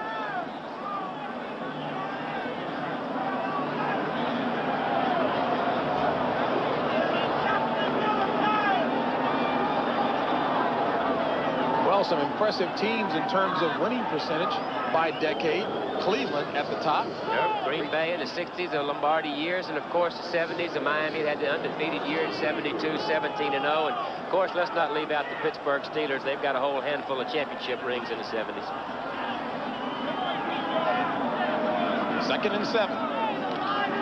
Play action. Complete to Jones. 1st down. So the rookie out of Illinois showing his versatility, helping the Falcons to a 1st down. They've gotten enough out of their running game, JB, in order to be able to play pass, and that's what they do here. Miller comes out from under the center. There's the play fake, which holds the linebackers, and it gives Jones the time, number 38. Keith Jones time to slip out in the flats. Good receiver out of the backfield. Can I tell you, I'm seeing an inspired Atlanta team out here. They really are playing with a lot of intensity. You know, these guys are going to be evaluated by whoever comes in here, and they're playing for the job next year. Michael Haynes in motion. Pitch back to Settle. Settle. No hold at all. Gets back near the line of scrimmage. Charles Haley on the stop. Well, if you look at the success that the Falcons have had running the ball, it hasn't been outside. This team really flows to the ball with Haley and company. Those linebackers really go to the ball. Walter, they've had their success running straight at the 49ers. And the Falcons really don't have any speed demons in the backfield to get to the outside. Exactly. Keith Jones is not a real burner, but a good player and a good solid receiver. Settled, not a burner, but an inside runner. So their success is running right at the 49ers. 17-10 battle up there in the Meadowlands. Eagles on top. 2nd down here. Miller throws complete and incomplete. Gene Lang had his hands on it for a moment, but boy, did he run into a wall. Well, there's some tough customers sitting back there. You take Ronnie Lott sitting back there in the middle, and you're going to get popped when you come into his territory. I think Chris Miller needs to take a little bit off of that. Get that ball down a little bit, take a little bit off of it, make it a more catchable ball. I know that the ball has to get there in a hurry, but I think he can take a little off of that one and place it a little better. Does that come with experience? I think so. I think so. 3rd and 10. Ball marked at the 44. Sean Collins in motion. Miller throws complete, but far shy of the 1st down. That one was complete to Gene Lang. So Scott Fulhag will come on to punt this one away. Well, the long yardage situations will get you in trouble because it turns this guy right here loose. Charles Haley, number 94, their best pass rusher, working on Mike Ken. And Mike Ken does a nice job of forcing him back into the middle so that he can get the pass off. Mike Ken doing a good job. Scott Fulhaig will be punting to John Taylor for the 49ers.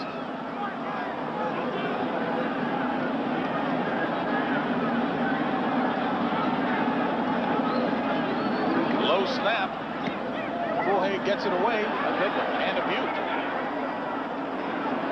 So the 49ers will start this one from their own 20.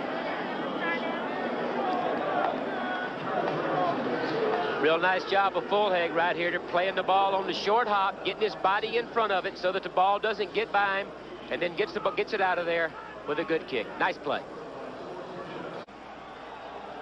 Atlanta Fulton County Stadium. San Francisco regains the lead on top of the Falcons 13-10. And Kenny Stable and I talked about the coaching change here where Marion Campbell retired. And some of the coaching staff was very frustrated. As a matter of fact, Jimmy Ray came out in the local papers and said, I find it frustrating that ownership would not consider any of the current coaching staff for a head coaching job here. Well, you look what they're doing right out here now today against a very good 49er team, maybe the best team in the league, and here they are only 3 points down. They're playing an exciting brand of football. Their defense is playing with an awful lot of intensity, and they've got the crowd excited, and I don't know. You know, you think Jimmy Ray, maybe his frustrations are justified. As Roger Craig leads the 49ers to get another first down. And, of course, Jimmy Ray was one of the leading black candidates for a head coaching job in the NFL, and certainly part of that frustration was coming out because he thought that this ownership, if not giving him an opportunity here, certainly would support him elsewhere, and he just found the way he was being treated not the very best, wasn't first class. They didn't tell him. He found out about the situation with the staff not being hired after this year. He found out through the media, and I think that really upset Jimmy Ray. Flags are thrown on the play as Roger Craig runs for a 5-yard gain. And we'll see what Gene Barth has for us. And what he has is a penalty against the 49ers. Number 89 offense, holding.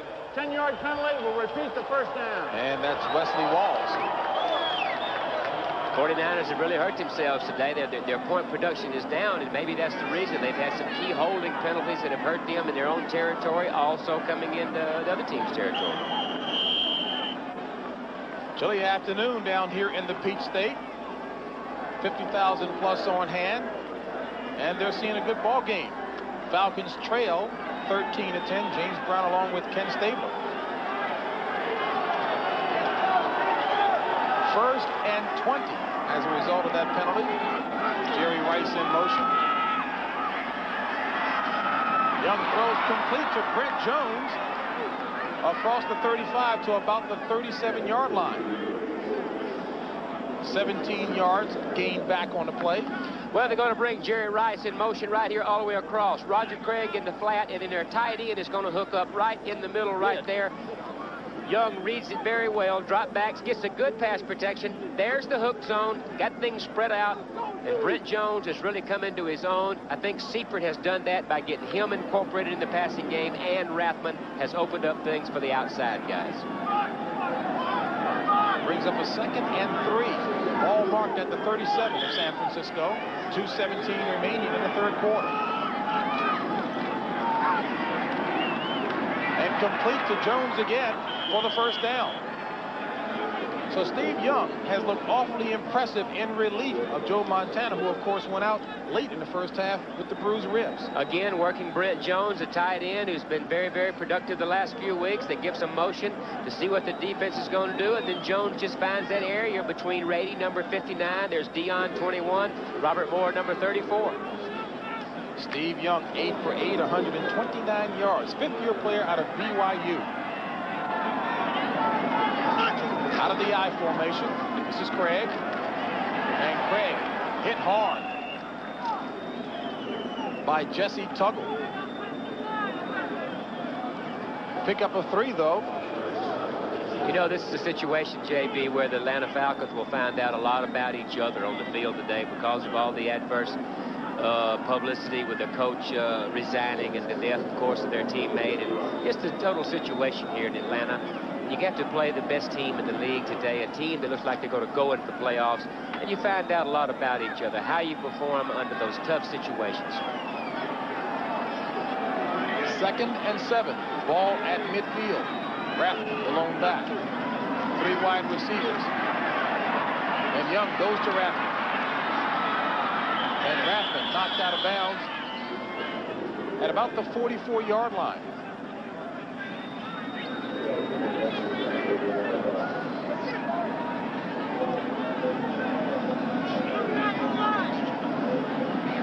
So this is close enough for a measurement.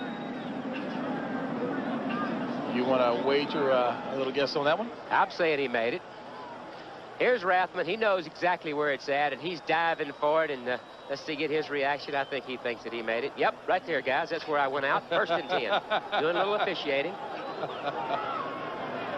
Bill Bradley of basketball fame said that was a matter of knowing where you are, not even close.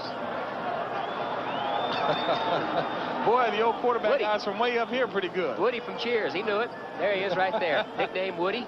Said I told you that. I pointed to it. 46 seconds remaining in the 3rd. San Francisco on top, 13-10.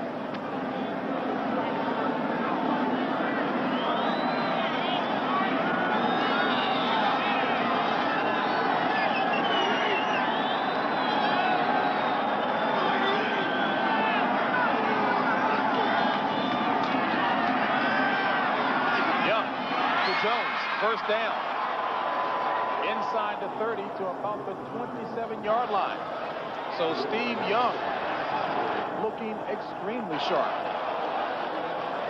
Well, they're going to bring Bryce in motion. He's going to stop, go back out. Roger Craig is going to come out and go to the flat, and the tight end right here is going to hook it up right in there. They're playing zone against the 49ers, and they're just picking it apart. And Snake, there's the hook. There's the hook right there, and they're just picking it apart. I think, JB, that they're going to have to gamble a little bit and go after the quarterback, but when you do that, you have trouble giving up the big play because you have to play man-to-man. And Snake, there was a very late flag thrown on the play, and that 1st down will be brought back.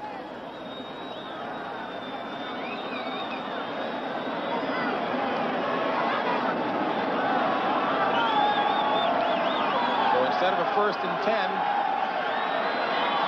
it'll be a 1st and 20. And Steve Young looks to be limping slightly.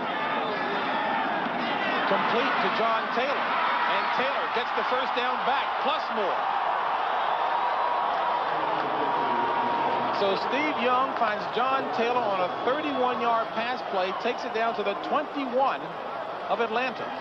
Well, it's what we talked about. They blitz. They bring their outside people. They play man-to-man, and that right there gives that slant right in there against the man-to-man coverage. There go the backers. They play in the man-to-man coverage. There's the slant. Ball thrown on time, and then the great players make great plays, breaks a tackle, and gets them down in there in good shape. Steve Young, 10 for 10, 168 yards, and that's the end of the 3rd quarter.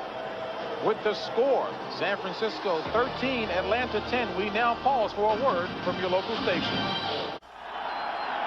On the first play of the 4th quarter, Steve Young, and there's a flag on a play as Steve Young was looking for Jerry Rice, and it appears as if there was pass interference.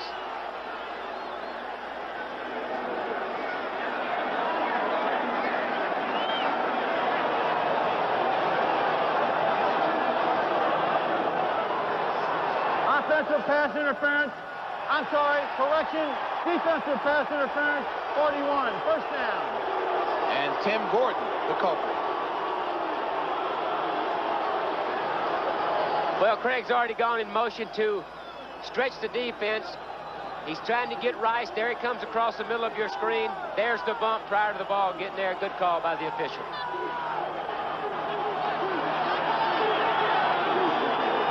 So the ball is placed at the 6-yard line. 1st and goal.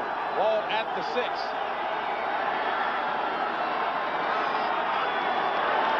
Young runs it. Doesn't get in. Gets down near the 1-yard line. And Steve Young comes up a little wobbly. Well, Steve Young paid the price on that run as he gets up not very clear-headed. Now, that's what he brings, you know, is that great ability to run. They're trying to get Jerry Rice out in the flat. The 49ers are. The Falcons do a good job of switching responsibilities, which makes him pull the ball down, and then there he's diving for it. Comes up a little, lipping around a little bit. Doesn't look full speed. Steve Young still at the helm. And there's Steve Bono, the third quarterback on the roster. 2nd and goal, ball at the 1. And Young goes over, and there's a signal for the touchdown, San Francisco.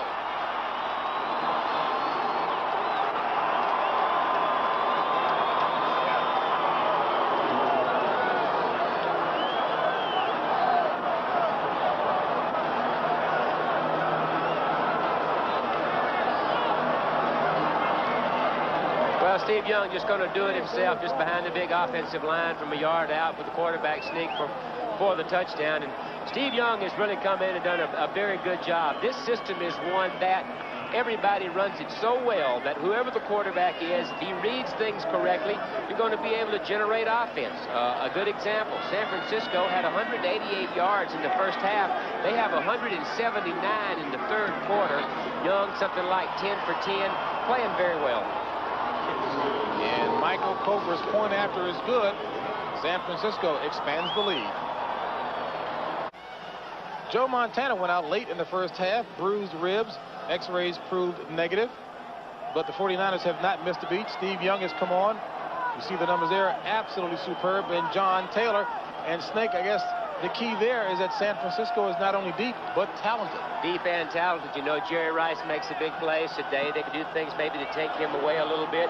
And then Taylor has the big day. Montana goes down, and their backup quarterback comes in and goes 10 for 10. Deep, talented team. Today it's the offense. Certainly on Monday night it was a defense. Deep players again. Matt Millen coming on playing well. Jim Burt. They've done a good job, as you say, of bringing in people, of spending the money that it takes to bring in the talented people. They've got the highest payroll in the league, but there's the proof, and the pudding is on the field. Very, very good football team. $19.9 million. Mr. DeBartolo says, hey, if they can help the team and I have to pay them, I trust my staff. They know what they're talking about. Two good examples that you make. Matt Millen from the Raiders. They get rid of him. He comes in, solidifies the middle of the linebacking core. And then Michael Carter goes down. What do? They go get Jim Burt to come in, and he helps that situation along with Holt.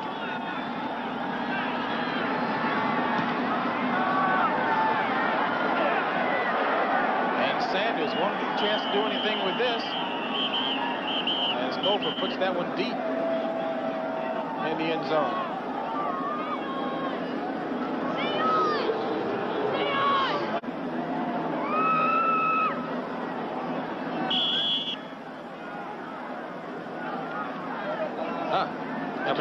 Coming off of a Monday night performance that got him an awful lot of recognition. 4 sacks in that game, and has really helped solidify that middle since Michael Carter's injury. A lot of folks didn't want to take a chance on him because he was a little too old in college. He's playing like a veteran now.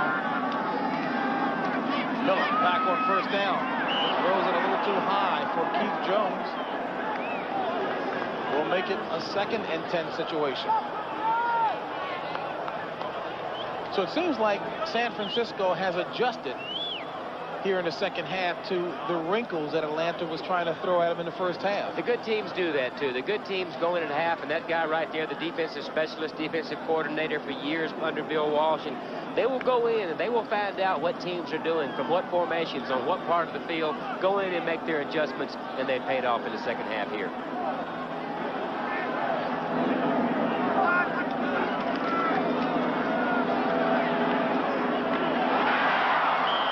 On a play, and it's ruled an incomplete. And there is a flag back in the backfield.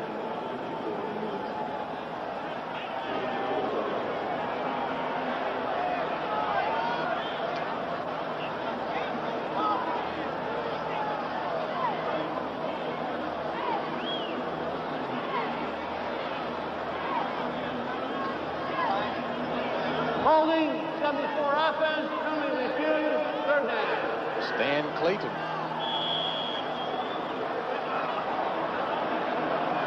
First time I heard one of the coaching staff of the Falcons say that maybe Chris Miller isn't as tough-minded as he needs to be. Well, the mental toughness, I think, has been questioned. And what they mean by mental toughness is when you get knocked around a lot. You've got to get back up, get in there, face that rush, take control of the team, motivate your teammates, and get in there and do that. And maybe that will come with some more experience. Miller throws it complete to Floyd Dixon. The question is whether or not he was over the line of scrimmage. 2 flags on the play. And I don't see Chris Miller putting up much of an argument either. He tried. Well, he thought he would slip away with one. Illegal forward pass. The quarterback threw the ball for beyond the line. That's a 5-yard penalty and lost it down. 4th down. Again, maybe it's that mental toughness you go back to, JB. Maybe it's understanding that type situation, not making that young mistake and just growing from it. And I think time will probably cure that with Chris Miller. What sense do you get of how the Falcon players respond to Chris Miller? I think they respond to him very well. I think that they all understand that they are an extremely young team at the skill positions with Collins and with Michael Haynes and with Settle and with Miller, that they have to grow together. But I think they respond very well to him, and I think he's got a long, bright future. Scott Forhay going to do the punting. At midfield, John Taylor takes it after signaling for the fair catch. A 29-yard punt only, going into that swirling wind. In college football next Saturday here on CBS, it'll be the 90th meeting between the service academies, Army and Navy. 41 games apiece with 7 ties. That'll be coming your way next Saturday, 2:30 Eastern time, right here on CBS. How do you think you would have done in a military uniform? Are you talking to me? I always had trouble staying in step. On first down, the handoff to Roger Craig, and Craig with another first down. Roger Craig continuing to look impressive. Cowboys and Rams, let's get an update from Brent. But JB, let's show you the touchdown by the Dallas Cowboys that has the Rams lead a little shaky right now. Great run by Dixon after the catch. 35 yards for the score, and it is 21-17, and the Cowboys are threatening again, down to the 10. Back to JB. Well, the Rams are lurking around down there in second place, a couple of games behind these 49ers, and I think they play next week, so I know the 49ers will be watching Monday night when they play. Meanwhile, Steve Young back to pass, throws incomplete to Brent Jones, who actually should have caught that one. And believe it or not, the first missed pass. First incomplete. My gosh, I can't stand it. You know, it's a system, and their players, of course. You know, you can't take anything away from Young, but they play in a system that's just filtered with talented players, and it's a system that is very good at controlling the ball. It has great big play capabilities. They're able to run the ball, and they protect their quarterback. Very good system. Bill Walsh laid the foundation for this, and that man right there, if it's not broken, don't try to fix it. He has just managed people and done a great job of it. First head coach was a San Francisco native. 2nd and 10. Craig.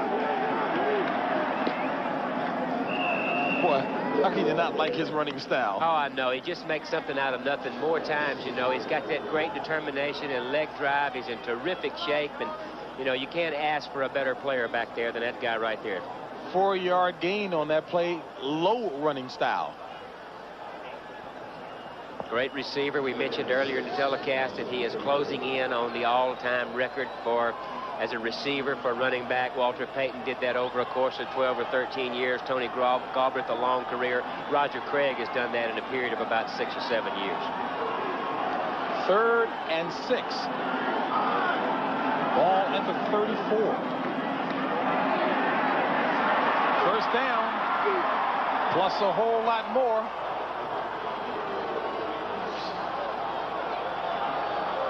Robert Moore finally stopped him.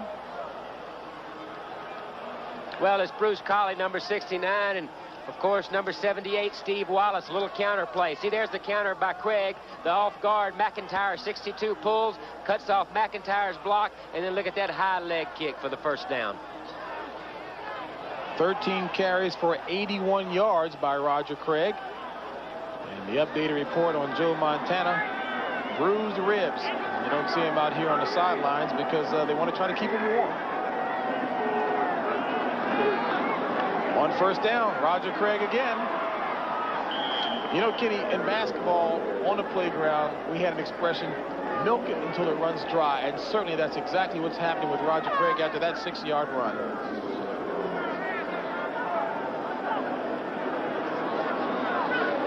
And Brent Musburger just gave us an update a little bit ago with the Rams leading the Cowboys 21-17. Take a look. Troy Aikman with a touchdown pass. And now they lead the Rams 24-21. This high-powered machine-like offense has gone over 400 yards for the day, JB. This is 2nd and 4 from the 14 of Atlanta.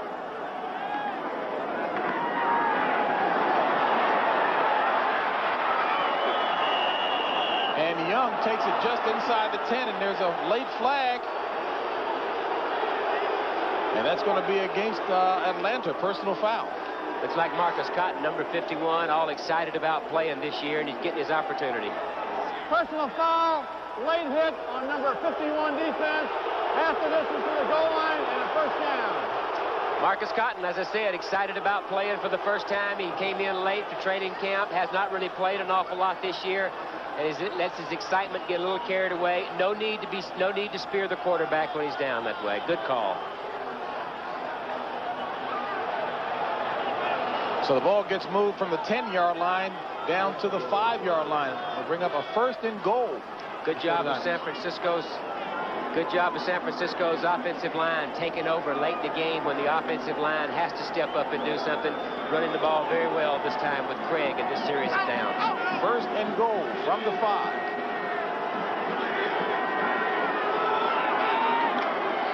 Rathman. Down to the 3.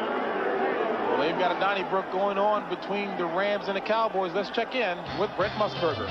JB, quickly, an enormous turnaround in this one. The Dallas Cowboys now have jumped all over the Rams. They go ahead on this touchdown pass, and just moments ago, they recovered a fumble inside the 5-yard line. Right now, up by 3 into the 4th quarter. Back to JB.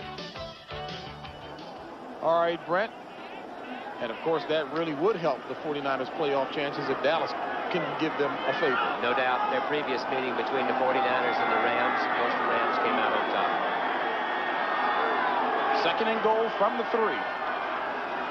Rathman on the play action. And Steve Young brought down by Marcus Cotton, who did it legitimately this time.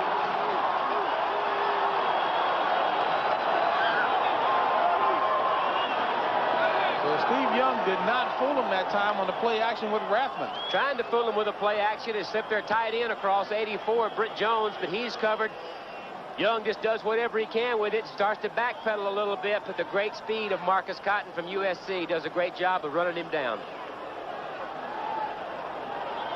And you see the youthful enthusiasm of Bruce, number 93, and number 51, Marcus Cotton. The guy right there is faster than most quarterbacks. You try to outrun him and you get in trouble. Did I hear you say that he actually came to a meeting this week in a little strange fashion? Yeah, he walked in with his cellular telephone on his hip, running his business from the locker room. Marcus Cotton, that is. Times have changed.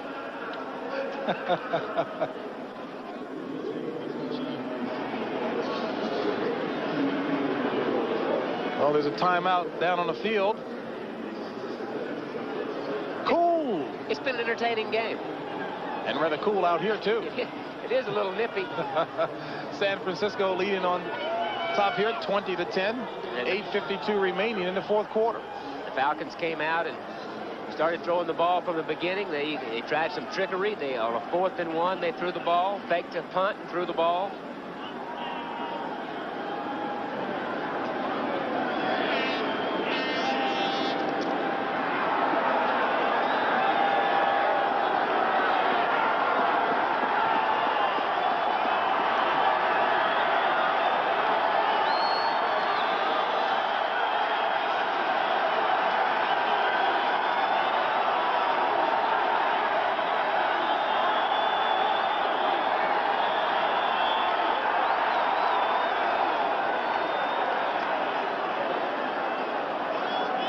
Now, was Steve Young complaining that he couldn't hear?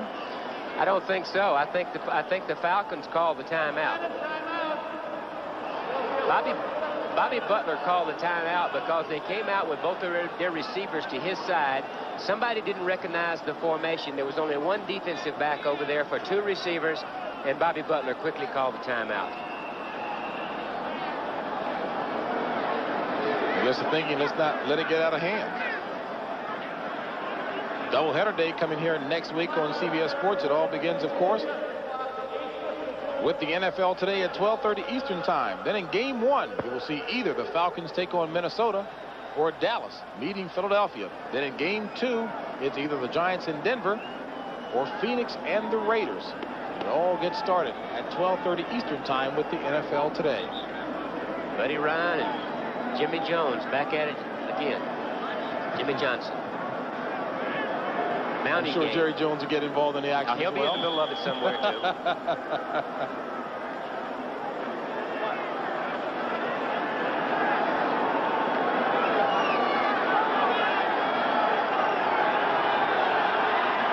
Third and goal from the 16. Rathman and Craig, the backs.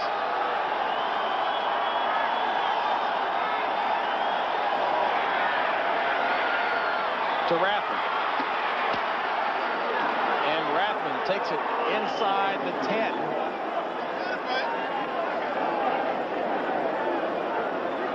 Won't be enough for the first down.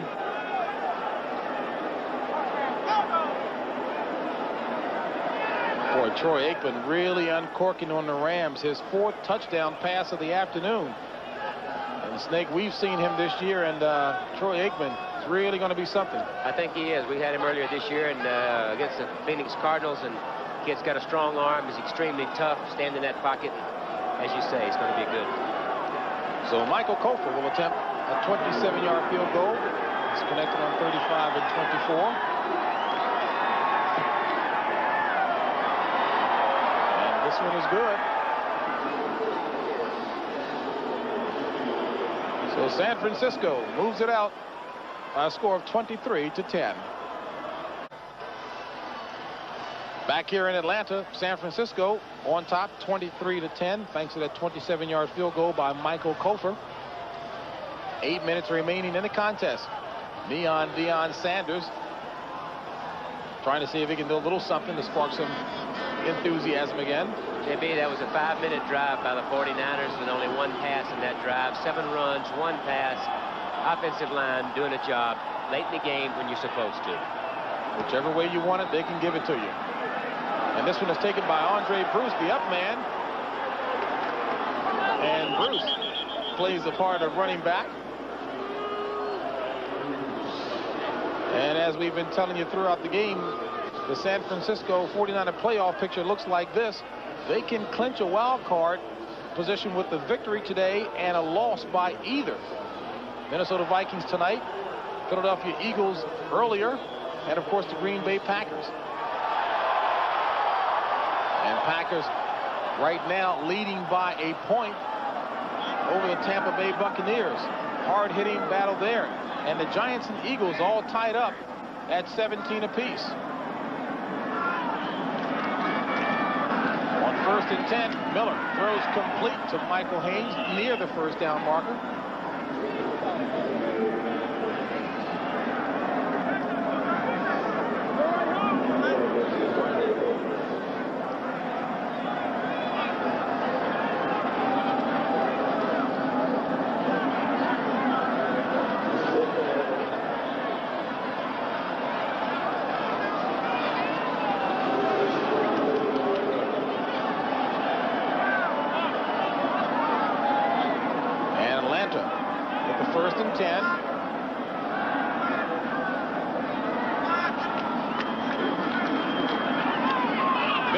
For Collins, incomplete.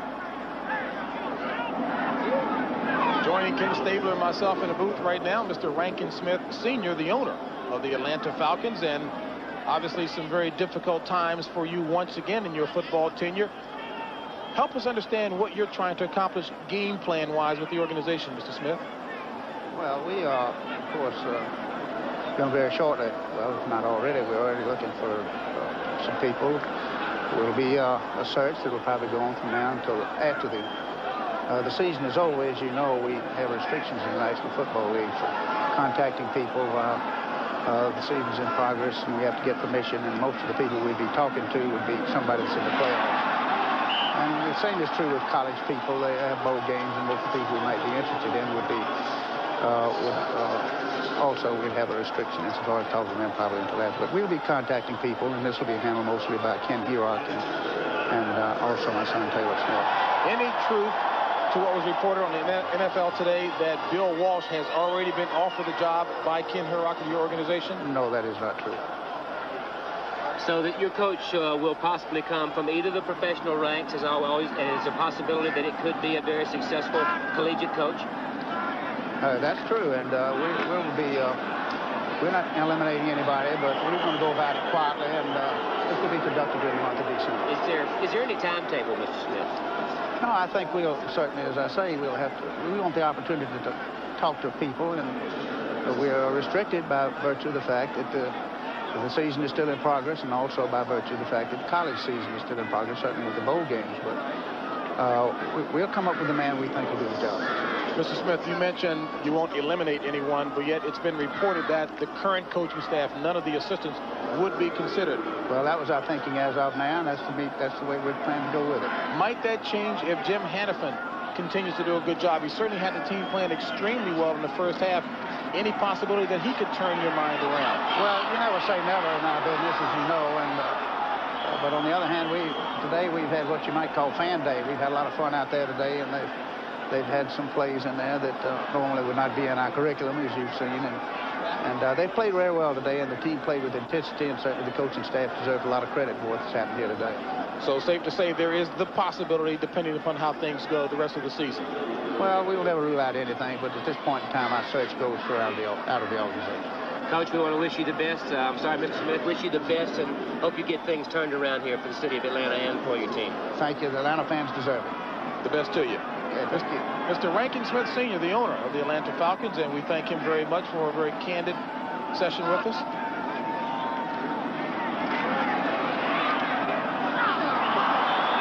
Well, there's something that's plagued this team for an awful long time, JB. From the beginning of the year has been drop passes. Miller has only completed like 48% of his passes the last 6 games, but in defense of the young quarterback, they had 11 dropped last week. They really haven't been hanging on to the ball. Well, you're going to see right here, you're going to see a dropped ball, something that should have been caught by the possession receiver, and here's his reaction. He's had a lot of this year, and you can just see the frustration. So Scott Fulhay comes on to punt for the Falcons. 5:24 remaining in the contest. San Francisco on top, 23-10. John Taylor back to receive, and he signals for the fair catch. 4.5 hang time on that Scott Fulhay punt of 36 yards.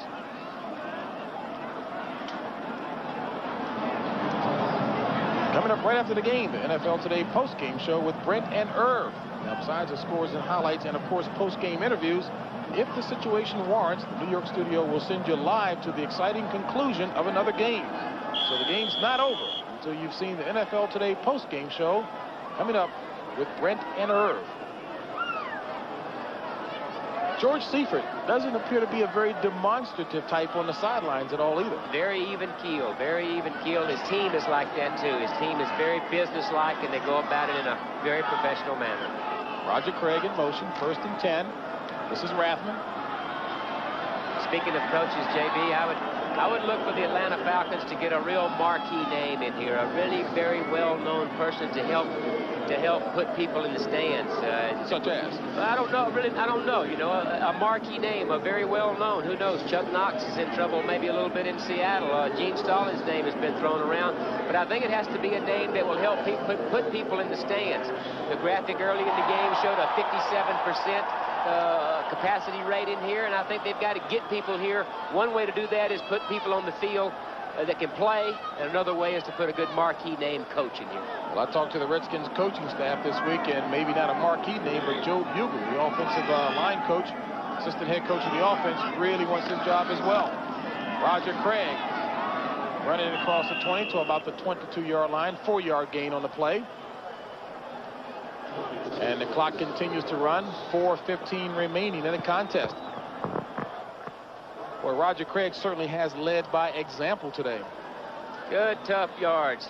Gets his 100 yards, and Rice gets his yards. Taylor gets his. Brent Jones, 15 for 91 for Roger Craig today, as you see right there. And, of course, their receivers are going to get theirs. Their quarterbacks, both high-percentage passers, and it's just a machine-like operation on offense. 3rd and 6 from the 22. Craig has the first down. There's his 100.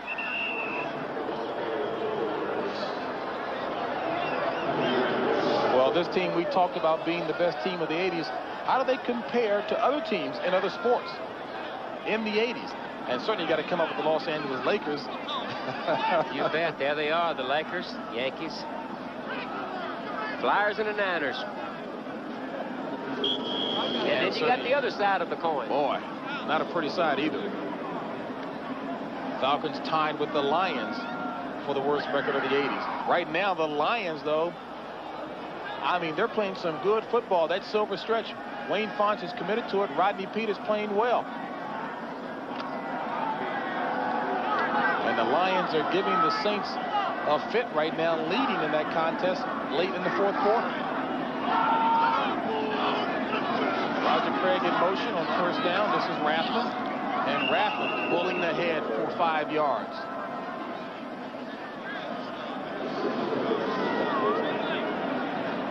I guess they've tried to dissect every which way about how San Francisco wins. Yeah, what makes this team play the best, and where do they play the best? On the road, at home, what time, all that. You see here, 12 straight 1 p.m. Eastern Standard game wins. I think this team could win if you lined up at midnight. I mean, I don't think it matters what time they play. They're a good football team. I absolutely agree. Absolutely agree. As we take a look at the crowd here, thinning out considerably so. The eyes there say it. Fans did have something to cheer about for the first half. Hasn't been that way the second half. It's been all San Francisco. On 2nd down, Rathman, a gain of 1.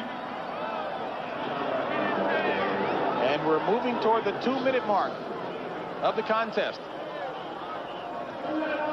with the 49ers leading it by 13.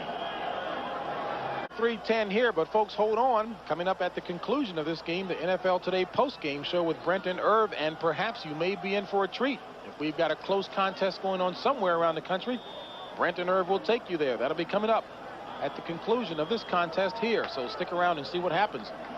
2 minutes remaining in the contest. San Francisco, it's been all their second half. 3rd and 4. Craig. Flag on the play as Craig is brought down from behind by Tim Green. And Tim Green has had himself a pretty decent day.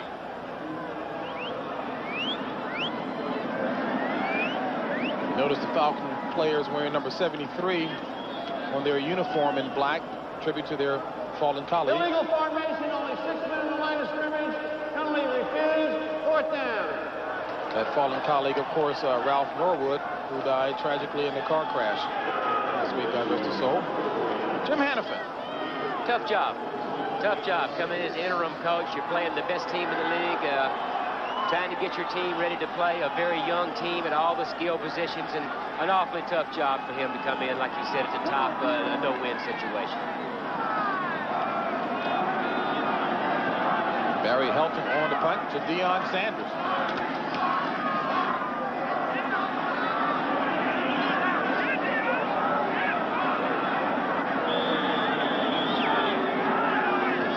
Lets that one run out of bounds.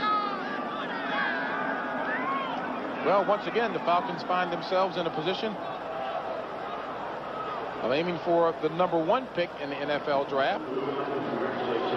Now, you look at Atlanta. What does Atlanta need? Atlanta needs a good pass rusher from a down lineman, maybe some more speed on the outside. Detroit, same thing. Everybody needs impact players on defense.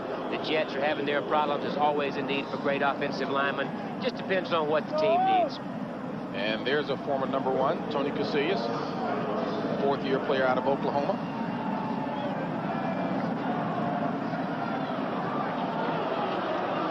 First and 10 for Atlanta. Ball at its own 17. 1:43 remaining in the contest. Trailing by 13.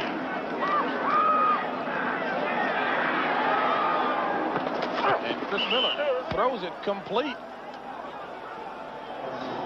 to George Thomas.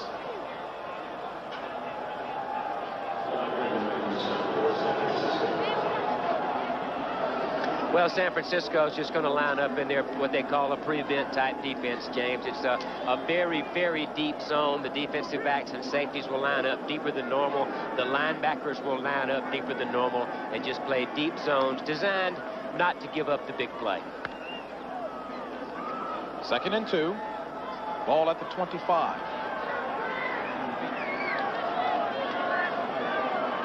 John Settle, the lone back. Throws it complete. First down. And Sean Collins, good second effort, taking it to the first down. Dallas.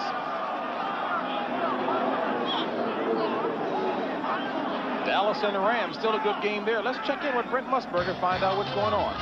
JB, it should be some post-game show after you get wrapped up, because the Rams have now pulled back to within 3 after a turnover. Everett to Brown lights them up. The Packers have just scored. Eagles and Giants are tied. Back to JB. And back here, Brent, we've got a broken play that still results in some yardage gain for the Falcons. 7-yard pass play. There he is running it from the line of scrimmage. 40-something seconds left. Tipped pass right here, that deep zone. Here it comes right here. There it is. It's knocked up in the air by Keith Jones, 38. Collins with the reception. And intercepted. Johnny Jackson. So San Francisco will run the clock out and pick up their 9th consecutive road victory. San Francisco came into today's contest having won 19 of their last 21 on the road. It will be 20 of 22. Well, Chris Miller in a tough situation. Your team's behind. It's been that way all year for him. Everybody knows you're going to have to throw the football. It's against that big pass rush. Those deep zones, tough way to have to finish up.